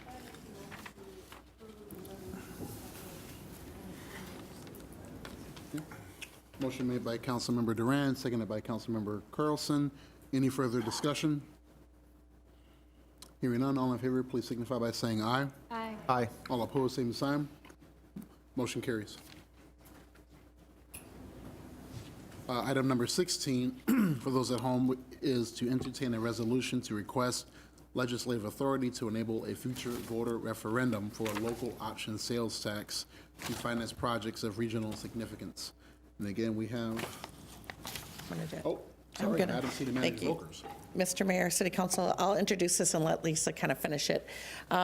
What you have being handed out has already been updated this afternoon to the website. It's a revised draft resolution for you to consider on this agenda item 16A, which is the overall resolution, and then it goes B, C, D, E for each project. So let me just introduce this and I'll let Lisa explain it. The 16A, this overall resolution, is simply for the authority to work with the legislature this year to get the approval to go out and ask for a sales tax increase after getting community input and discussion and going to the voters, if you even decide to go that far in 2022. This one step, there is a deadline of January 30th to go through the legislative process this year to get that authority to have those next discussions to even decide to move on over the next couple of years. If all that happens and the legislature approves it this year, it comes back, we get community input, they decide that they like the projects or they don't, or whatever projects they want to move forward with. And it is decided to go to the voters for a question on the half-cent sales tax. None of that would happen before the end of 2022, as far as it going to the voters. And then the first collection wouldn't be until mid-2023, when the money would start coming in. So the numbers that you have in front of you are projections on what the half-cent sales tax may collect. The revenue stream could be upwards of $75 million over the next 25 years, starting in April 2023. So the money would come in from the sales tax as it's made, or the council could decide to take bonds out to the tune of about $50 million. That would still equal that $75 million payment over the next 25 years. So there are so many discussions to be had, community input. The projects that you see proposed right here are what's kind of bubbled up in discussions and strategic planning and with the community and so forth. Anything can be dropped off, no problem. So what we're asking for is the authority by the legislature. So I just want to clarify that. That's all that's before you right now.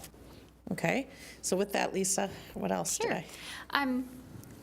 I think you covered the basics very well. The resolutions, one of the major things to fund a sales tax is that the projects have regional significance. And so there's one overarching resolution that lists the 5 projects that you said might be something that maybe we could fund with a sales tax. And that resolution is based on a template from the League of Minnesota Cities, because many cities in Minnesota are taking the same step you are tonight to put their foot in the water, like maybe this is something that we want to pursue for these major capital projects.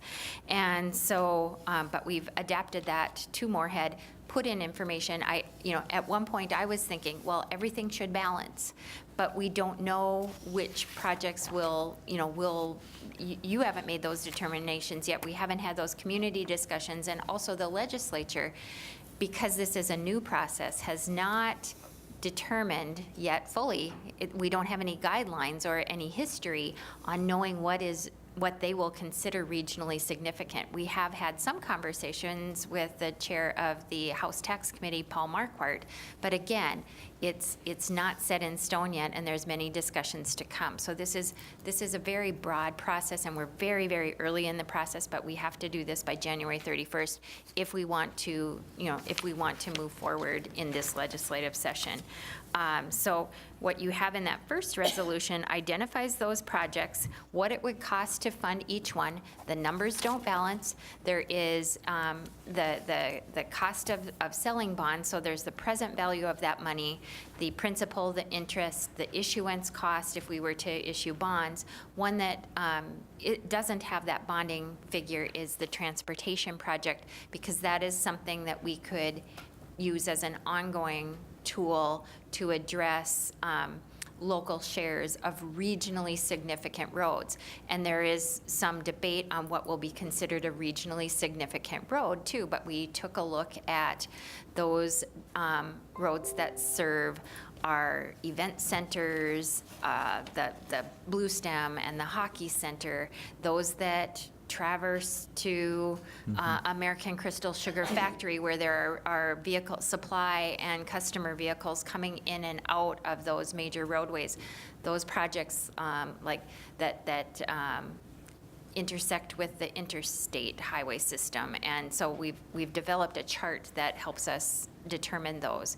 And so the first resolution, again, overarching for the 5 projects that you've identified, and then there's a resolution for each project identifying what constitutes regional significance, which is how our legislative advisors in St. Paul said that would probably be the way to go on these projects and things. So with that, maybe the best thing to do is stop there and ask what questions you might have.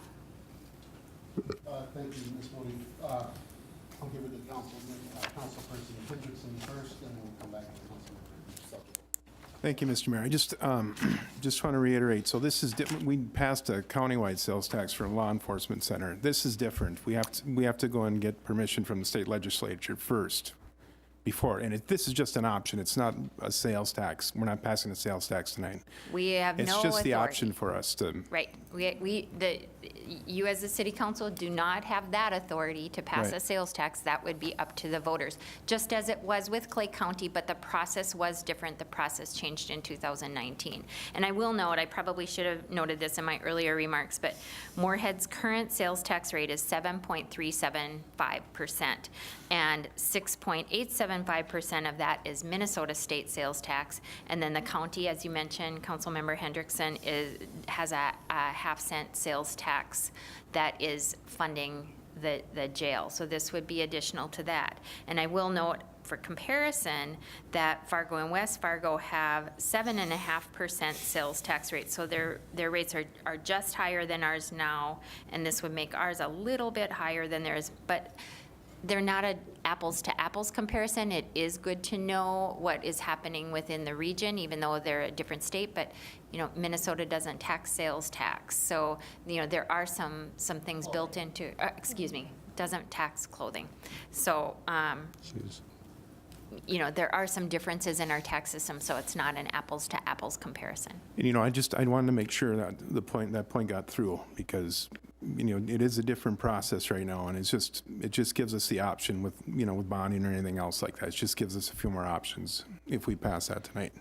It does, and you see that the governor put the Community and Aquatic Center in his proposal for bonding projects, which, if that goes through and the process or the bonding projects that are selected at the very end, include that 9.5, that would reduce the amount of money that would have to be raised, in other ways for that project. So there's a lot of things that can change in the next few months and before we would bring this to the voters. What is the bonding bill rate at? Is it 2.1 billion? It's over $2 billion. Okay. Yeah. And realistically, we're thinking. They've never passed a bonding bill over $1 billion, but who knows what they'll do this year. Okay. It'd be a guess at this point. Okay. Thank you. The way the legislation runs right now, you have to have it in by January 30th, is that correct? January 31st. So if it doesn't pass this year, we can try again next year? We can, so long as there's a tax bill. And so this gives us one additional, it gives us an opportunity to, to make sure that we have it in place when we need it in place. And if we didn't get it then, we could also try in 2022, because that would be the election year, you would still be able to do it? Yes. Well, one of the things I wonder is, like, you sent a memo, is that East Grand Forks is asking for a sales tax. And one of the things that impressed me on that information was they already have it all broken down. They've got, basically, it is a finished project looking for funding. And I mean, they've already got the design, they've got everything, it looks like. And we just have this dream that we're going and asking for, putting things out. So I personally, I don't see the rush on this. I'd be willing to wait another year to get feedback, get some stakeholders involved, get more of a design, but, so I don't see the rush.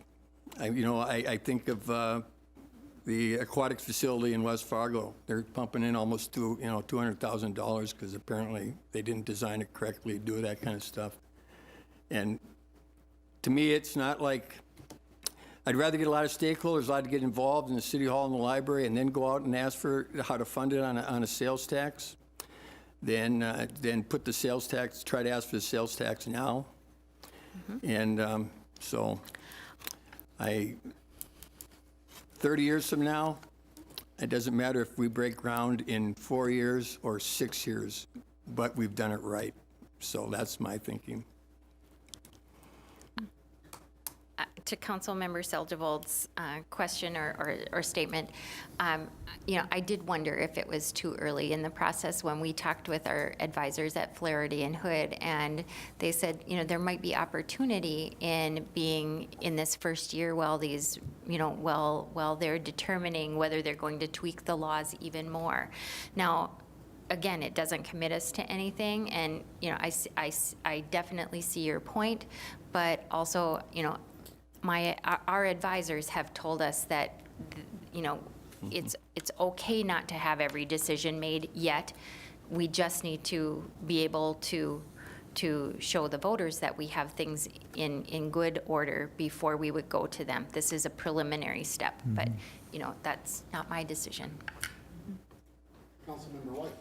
I think just tagging on with that is that, I do really appreciate that this would be, it doesn't lock us in for anything, and so we would ask, and if we get permission, it doesn't mean we have to have a sales tax, and we would have time to decide that. But I would just to kind of reiterate some of the points that came up is I would think before we even, thinking down the road, if we were to put this before the voters, just really not just taking the time to fully flesh out these projects, because I agree, I think that some of them are really at an early stage, and we need to get a better assessment of the needs of the community for some of them, and the cost and all of that. But beyond that, even just really looking, if we were to do this, gathering some more information about the impact that it would have on our residents. And I know that some of us have talked about the fact that this is a regressive tax, and so it disproportionately affects people that are, at a lower income, and I'm, concerned about that, and thinking about the impact that it will have on our economy, that we're in this time we're finally seeing growth. And so I think talking to our business partners and really, getting their thoughts on how they think this would impact our economy. Would it stifle growth, or do they feel like that we would still be competitive? So for me, it's just thinking down the road. So if we do pass this tonight, of really thinking about all the work that we need to do to get us to a point where we would be able to say, yeah, we think this should go to the voters. Thank you. We'll just make us all Councilmember Dahlquist and Councilmember Gross. Thank you, Mayor. Okay, so I just want to get this straight. So all we're doing is we're putting in before the deadline to apply for it, but it doesn't come up before the voters until 2022, correct? That's correct. That's what we're putting in our resolution. So it's just an option, and we can not even bring it to the voters if we decide. So all we're doing is taking advantage of the opportunity that we can do it, but it won't get passed until the voters approve it if they want. So we're just applying. We're not doing anything, and we can decide everything else afterwards. In fact, we would have to narrow it because Yes. we have more projects identified here than we would anticipate in revenue. Councilmember Carlson? Thank you, Mr. Mayor. Lisa, can you give us a little bit of the history behind these opportunities that are provided to cities to impose a sales tax? Is it something that changes frequently, and this is one of the reasons why our advisors have encouraged us to look at this year as an opportunity so we don't close this door? Can you just give us some of that historical background? I understand that it has reversed course 2 or 3 times in the last, and I don't know the time period, but, not every year, but it has. I don't have the exact dates when it was a different process, except that it changed last year and that it has changed a couple of times in recent history. And when I say, I wouldn't strongly say that they have encouraged us to rush into anything.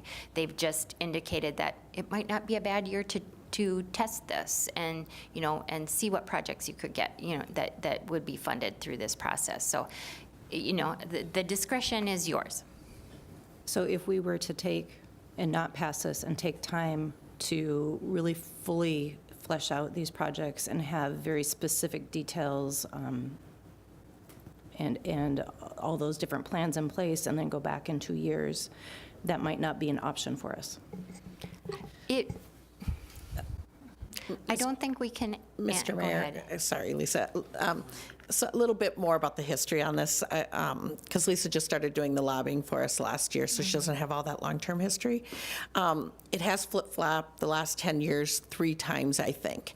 And so this is the first year after the current way, which is go to the legislature, get approval, then discuss it, narrow down with your community what you want to do, and then go to the voters. Because it's the first year, they haven't really defined all the parameters. We fully expect, which is what our advisors are telling us, that they're going to even possibly put more hurdles and more laws into effect this year to narrow the opportunity. So this would be the year to get it in. If we aren't sure what we're going to do, but we think we might want to do something, but who knows, you want the flexibility.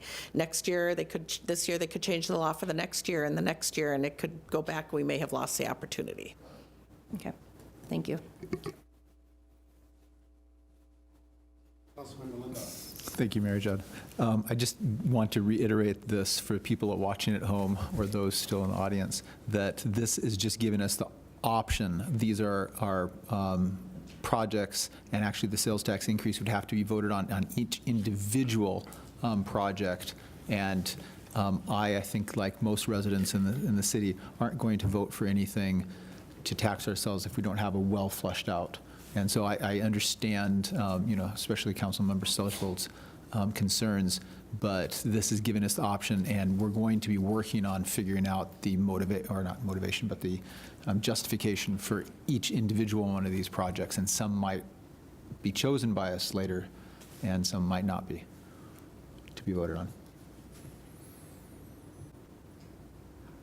Anybody who hasn't spoken yet want to add anything?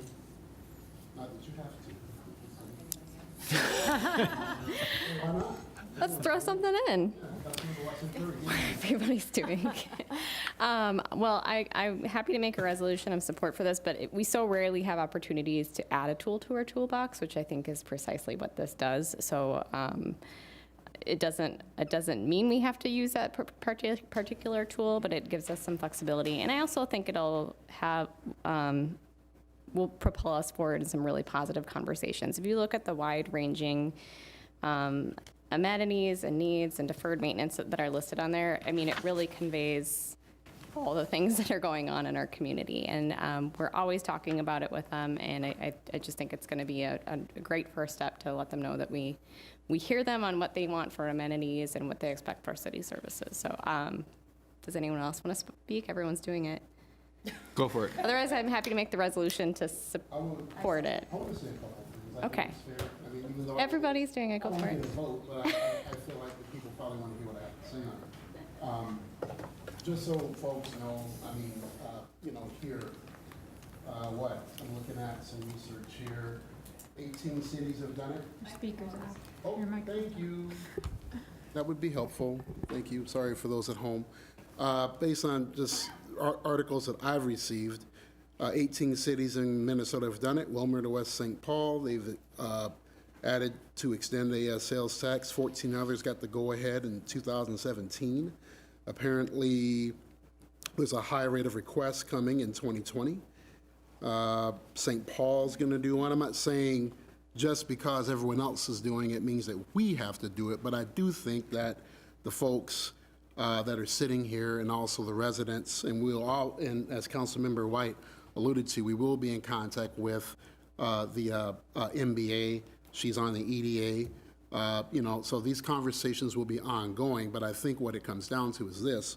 I mean, the bottom line is that we're not doing anything or proposing anything that's out of the ordinary right now. I think the people in Moorhead want us to have this conversation.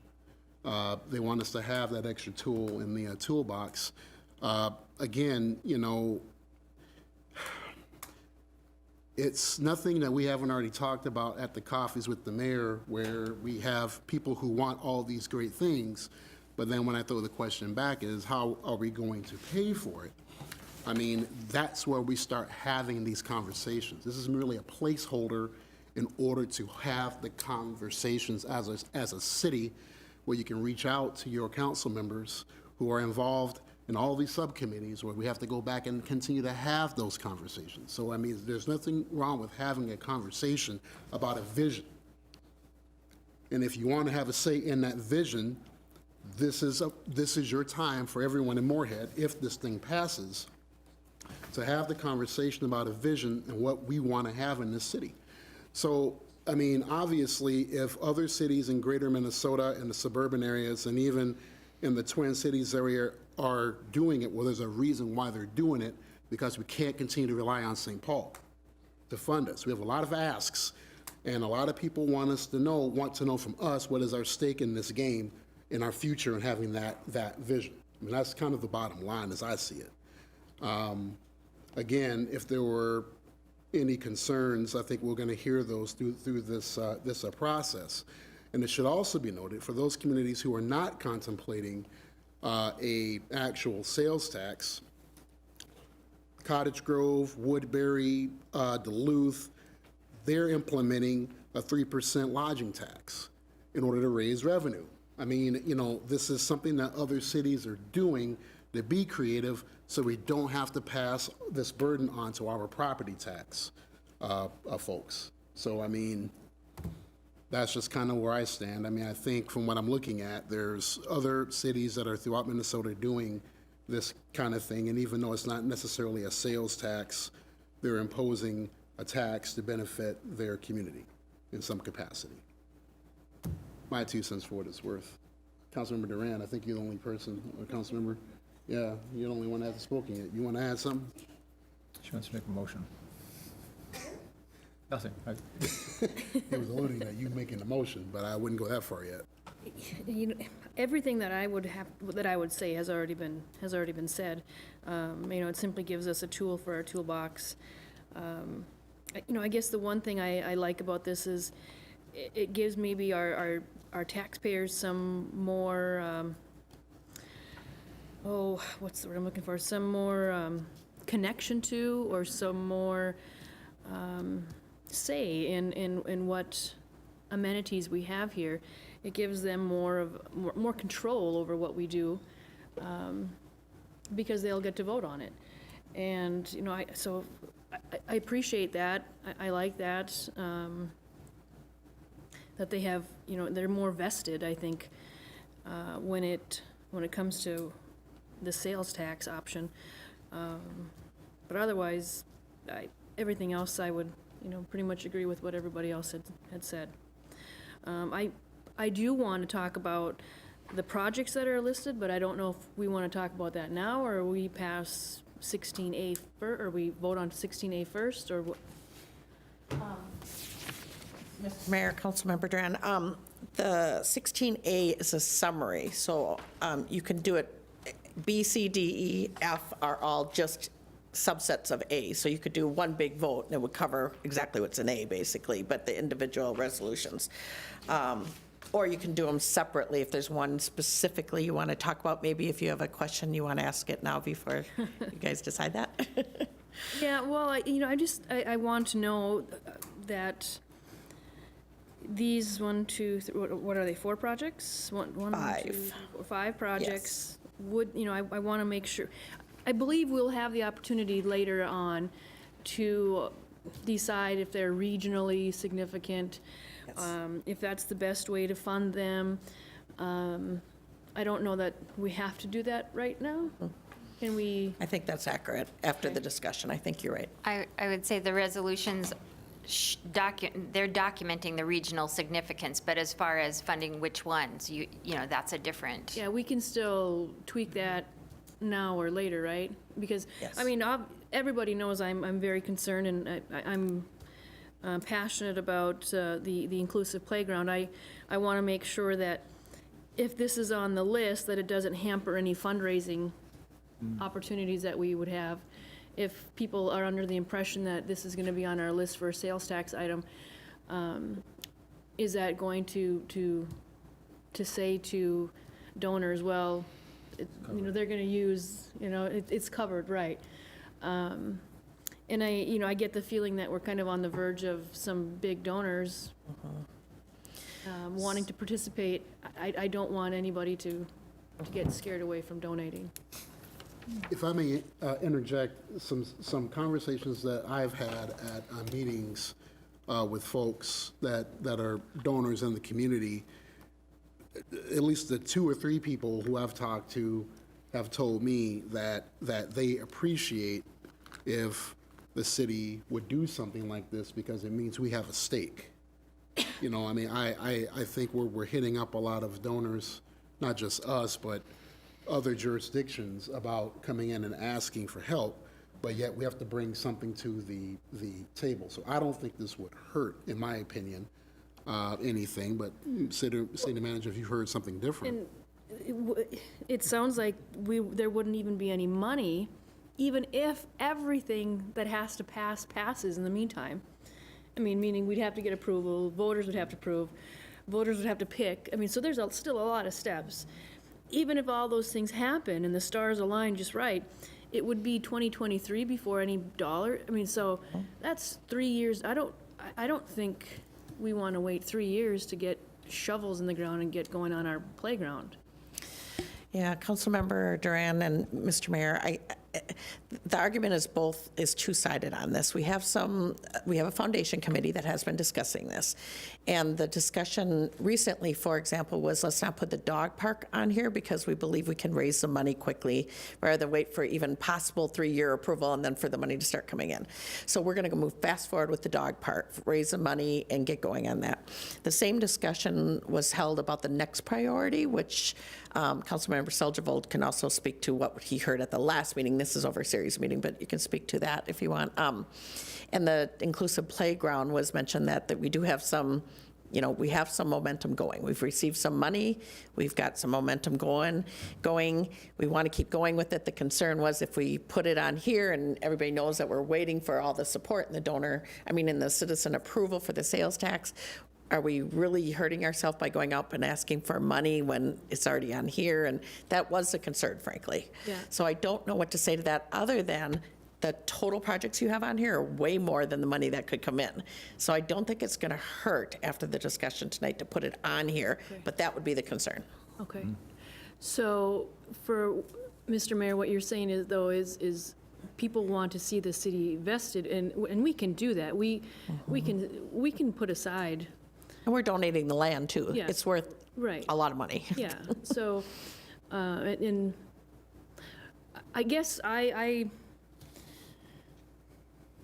wouldn't want to risk it. I would rather see E left off, so that we don't we don't jeopardize the momentum that we're experiencing. And that's, I guess, if anybody would agree or disagree. Councilmember Selgervold. Oh, I'll disagree. I really don't have any problems with these projects. To me, it is, we can wait a year to ask the legislature. And I know we've got people that have said, you know, you don't know. This is a bonding bill, a bonding year, next year's a tax year, and it's more like, I think there's gonna be something. We got a governor that's a Democrat. He's gonna get some sort of tax on us, but, I'm sorry. I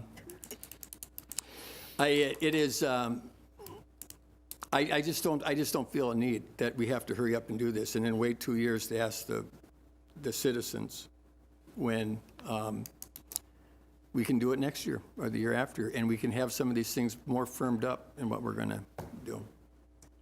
And I apologize for my comment on the governor. We have to support things in the city, and whether it was a governor, a Republican or Democrat, and I apologize for that comment. Lisa, if I can ask one more time, I just want to make sure that because we might be muddying up things for those at home. So if we were to do this before the January 31st deadline, right, as far as pass this resolution, when would be the earliest that we could take it to the legislature? The earliest would be this session. I'm sorry, I misspoke. To the voters. The voters, I'm sorry, thank you for the clarification. The voters. The earliest you could take them would be the 2020 election. To the, Right? the voters. That's right, but that is not what is proposed or in the materials. Okay. I know, folks, I'm just trying to walk it through. Yep. I'm not, those at home, I'm trying to get this clear. So the earliest would be 2020. I know that's not the idea, no.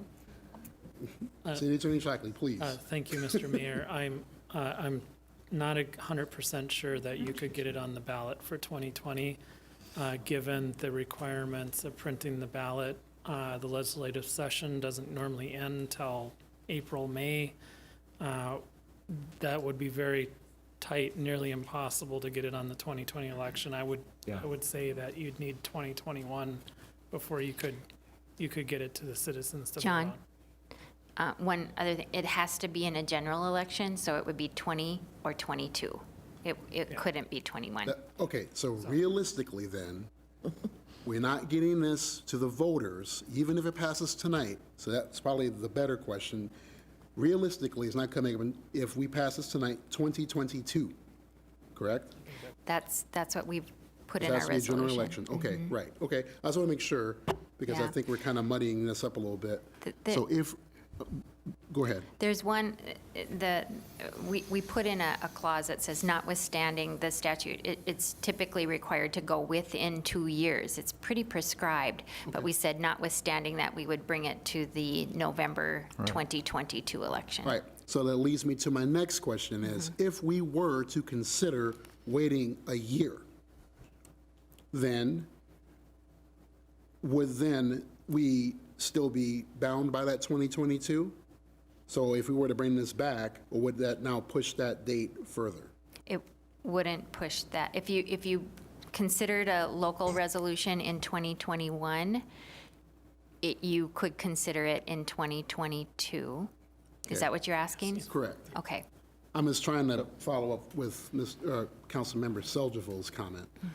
So is there anything to be gained or lost by having this conversation next year, in your professional opinion? Only, as City Manager Volker's indicated, only that this is a new process and there's probably more, there could be additional restrictions put on cities in this legislative session for next year. So that is one of the possible issues.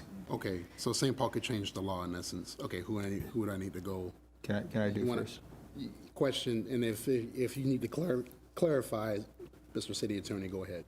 Councilmember Lindas. Thank you, Mayor Judd. I actually might be stepping on your toes a little bit because I'm probably saying exactly what you're going to say, and that is I was actually inclined to follow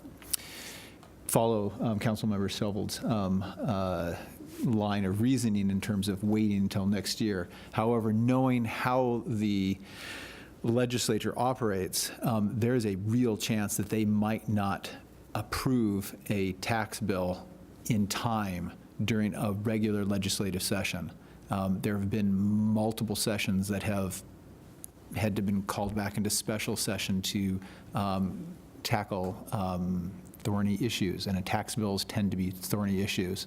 And so waiting till next year, we would still be on the clock, so to speak, on to the April and making sure. So it would almost be better to do it now, recognizing that anything could happen in the legislature. And so in terms of my conservative nature, that's what I'm thinking right now. Thank I you don't for know, your is that? Thank you, Mr. Mayor. I would agree with Councilmember Lindas. The issue is, it always takes, having participated and consulted on numerous sales tax issues, it takes a long time to get a sales tax issue ready to go to the voters.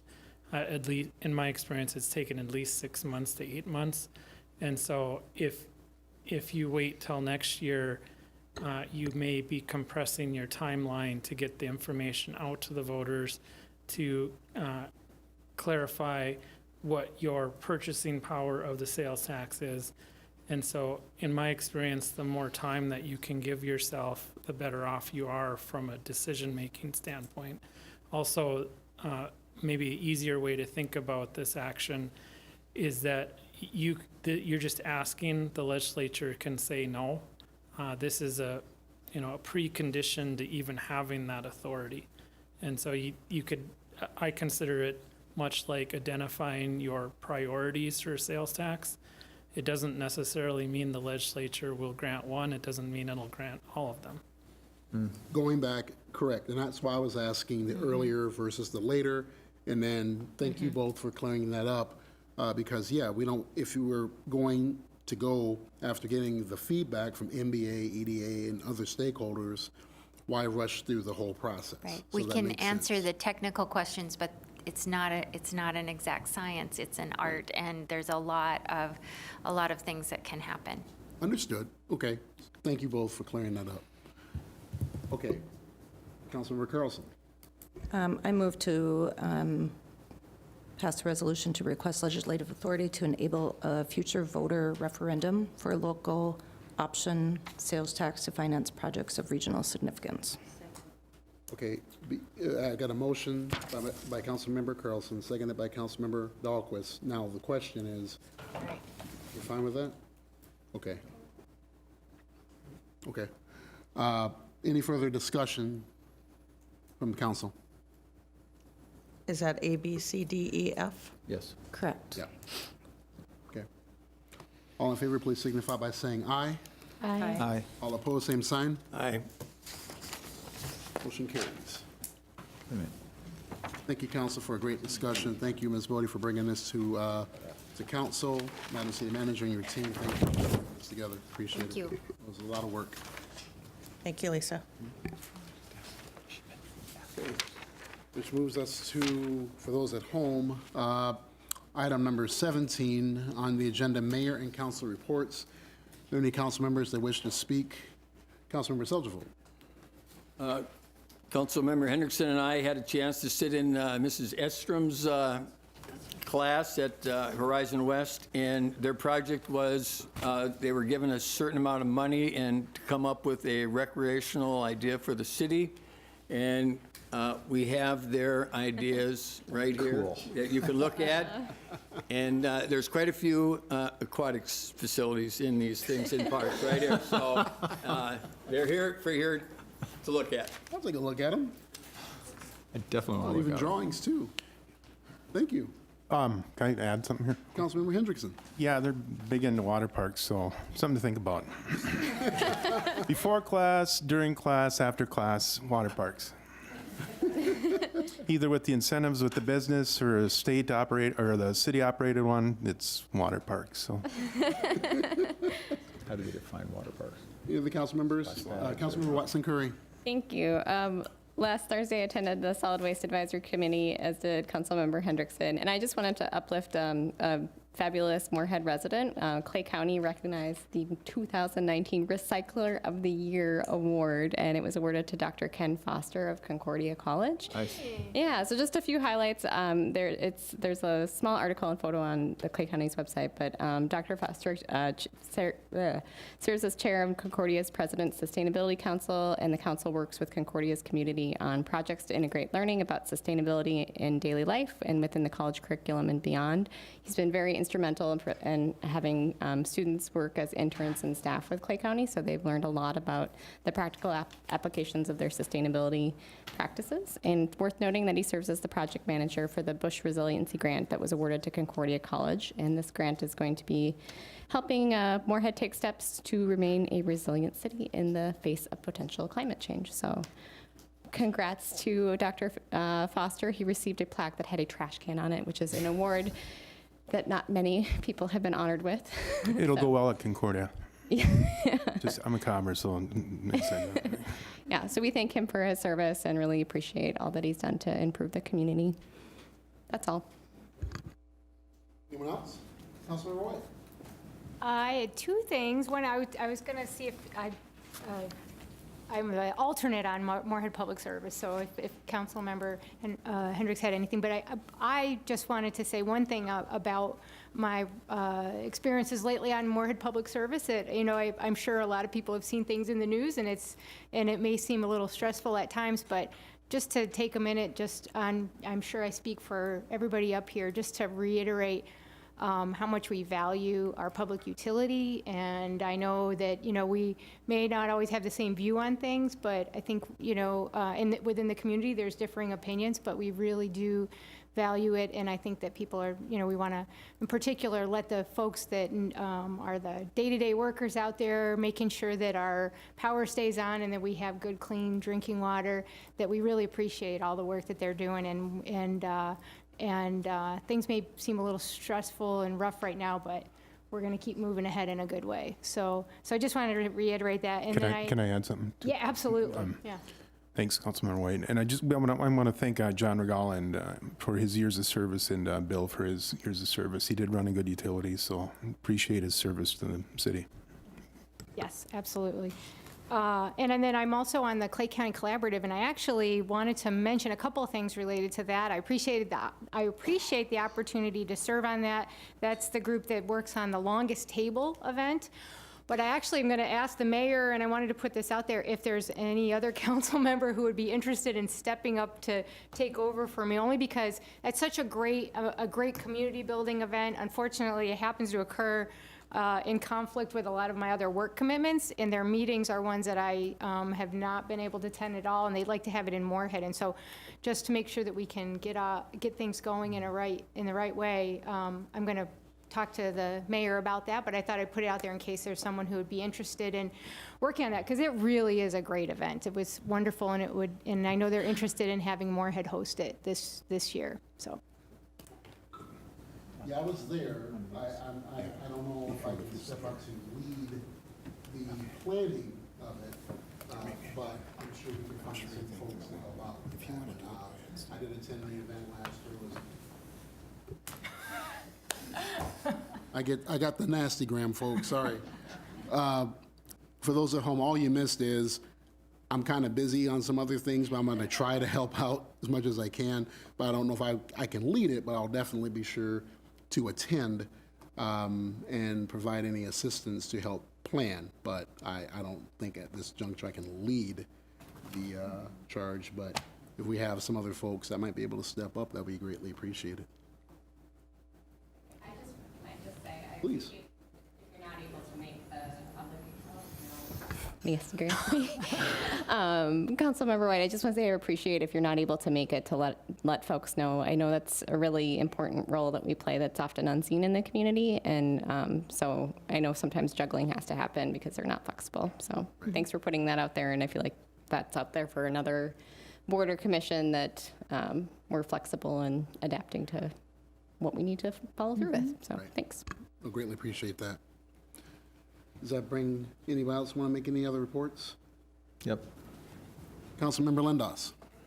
A couple of things. I'm not sure, I'm going back to Moorhead Public Service, if we actually publicly thanked Dave Anderson for his years of service also on the Public Service Board. We certainly appreciate his service and wisdom on that. Two other things. I had the opportunity to tour the Matt Bus facility. Lori Van Beek did a fantastic job giving me a purvey of what's going on out there. And I was impressed with essentially the care and attention to that service and ability to provide a safe and option for many of our residents. And it's very clear that she takes her service to Moorhead really seriously. It was nice to see that. The other thing is just a shout out to Councilmember Shovel and myself, who went and learned more about being an elected leader. So we traveled down to the elected leader, the foundation course for the League of Minnesota Cities, which is a fantastic organization. At least they made us drink the Kool-Aid, so we could come back saying it's a great organization. But seriously, it was a great opportunity to not only learn different objects, but also network with other city officials and see what other people are doing, and also be able to brag about our city a little bit. So that was a good thing. And the last thing we did was listen to a keynote by a philosophy professor, which you would think, no, but it was actually very uplifting, talking about the power of purpose. And if Dr. Chad Weinstein is ever, you have opportunity, anyone back up there and at home, he had a very good presentation. Ethical leadership and just ethics in general. Thank you. Anyone else want to add anything?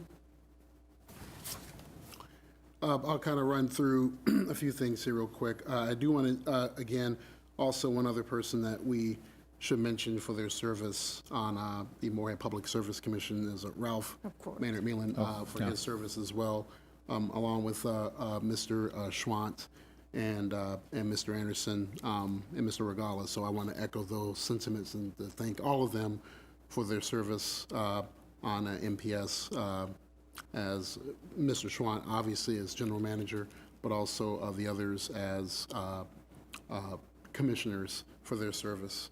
Also, just want to give the public a heads up. I did speak at the State of the Cities back on the 16th. Thank you for all the council members and city manager for showing up, and also staff. I know we had some officers there as well who were in attendance. Also, a big thank you to the chamber for allowing us to show off Moorhead and talk about Moorhead for a while.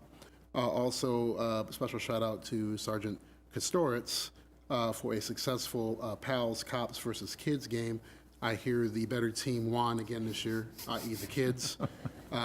Also, thanks for the Moorhead Police Activities League for their support, not only in this venture, but also for what they provide our kids and our youth in the community, which is very, very valuable. Also, I'm sure you'll talk about this, Madam City Manager, the intergovernmental retreat. I'll let you. I just want to send a special thanks for those folks who served in the planning of this retreat. It was a great retreat. I thought it was really remarkable. Special shout out to Councilmember Shelley Carlson for her presentation about ageism. Again, really blessed to have people who have the insight and also the knowledge and the skill that you're making change and educating people, not only in our community, but also across our region and country, and worldwide from what I heard too. So that's even more impressive. Thank you for the folks that showed up for the coffee with the mayor in the 4th Ward. Thank you. Third. I'm sorry, third, sorry, 4th is coming up. Thank you. No disrespect to the 3rd. Also, thanks to First Presbyterian for hosting that coffee. And also a special shout out to, he's gone now, Public Works Director Steve Moore for coming and explaining snow removal, our procedures and protocol. Kudos to Chief Dyson, Chief Monroe, and Steve Moore for their leadership during the snow emergency event. Also, a few more special shout outs. Chris Carey, 32 years, MPD, happy retirement. Yeah, that's going to be a pretty big loss. Blessed to have you in our community and for all the work that you've done. And last but not least, I had the opportunity to speak at Woodrow Wilson for the Man Up program. I got to get you over there too, Councilmember Seljevold, because there's going to be a second follow-up on that. Helping young men provide a positive role model, and hopefully for those youth that might have appeared to have lost their way, there are people in the community who will support you and bring you back to see a brighter day. So that's what I got.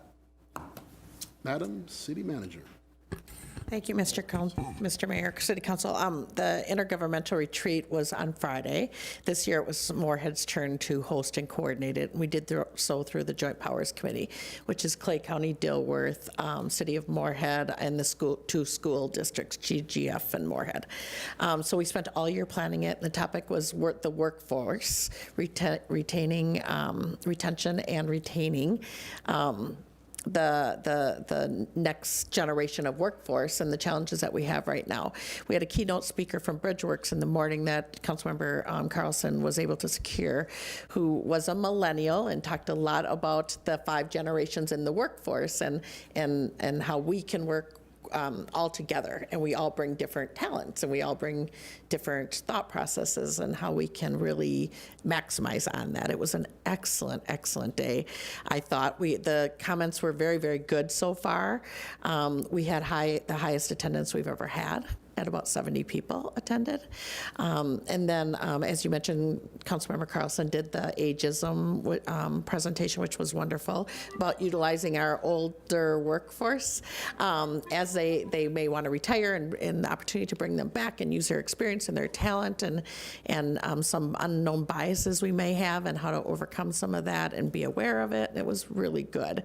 And then we had our community members, some businesses, local businesses, retail, healthcare, technology, and home builders, so the trades were all there, and they offered their perspective on how we as government leaders, elected and appointed, could help them and what they need to move into the next generation, some of the challenges that they have with recruiting and retaining employees. And they were able to answer questions for us and get information for us. So that was excellent as well. And then the legislators were there speaking on the same subject. So it was a fun-filled day. It was over at the Law Enforcement Center. They have a great site there that we hold this meeting at, and I think it was really good. The surveys are going to go out tomorrow electronically, and so we'll see, but the feedback we're getting is really good. So thank you to everybody for participating and attending, and hopefully it was of value to everybody also, so thanks. Okay. Any other items to report from anyone? All right, hearing none, I believe that brings us to item number 19, executive session, marked as if needed, but there is one needed. So 19A is an executive session pursuant to Minnesota statute, section 13D.05, subdivision 3, paren B, with the city attorney to discuss potential litigation relating to construction projects for the Main Avenue and 21st Street underpass project. Is there a motion to go into executive session? Yeah, I think we do. Okay, so Councilmember Dawkins with the motion, second by Councilmember Watson Curry. All in favor, please signify by saying aye. Aye. During the executive session, I think we do need to come back out.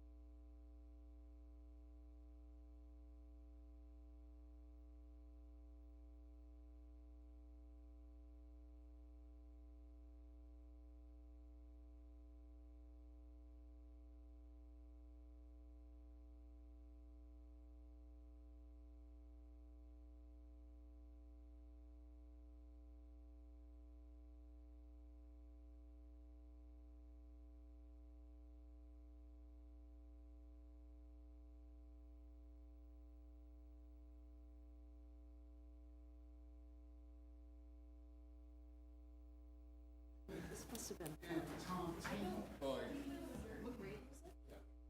It's fifth, sixth. Fifth graders.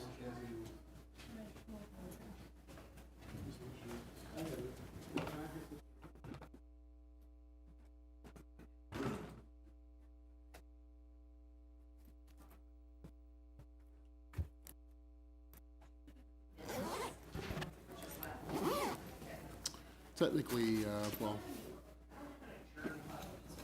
that's okay. Is there a motion to adjourn? We are adjourned. Good night, Moorhead. We'll public input.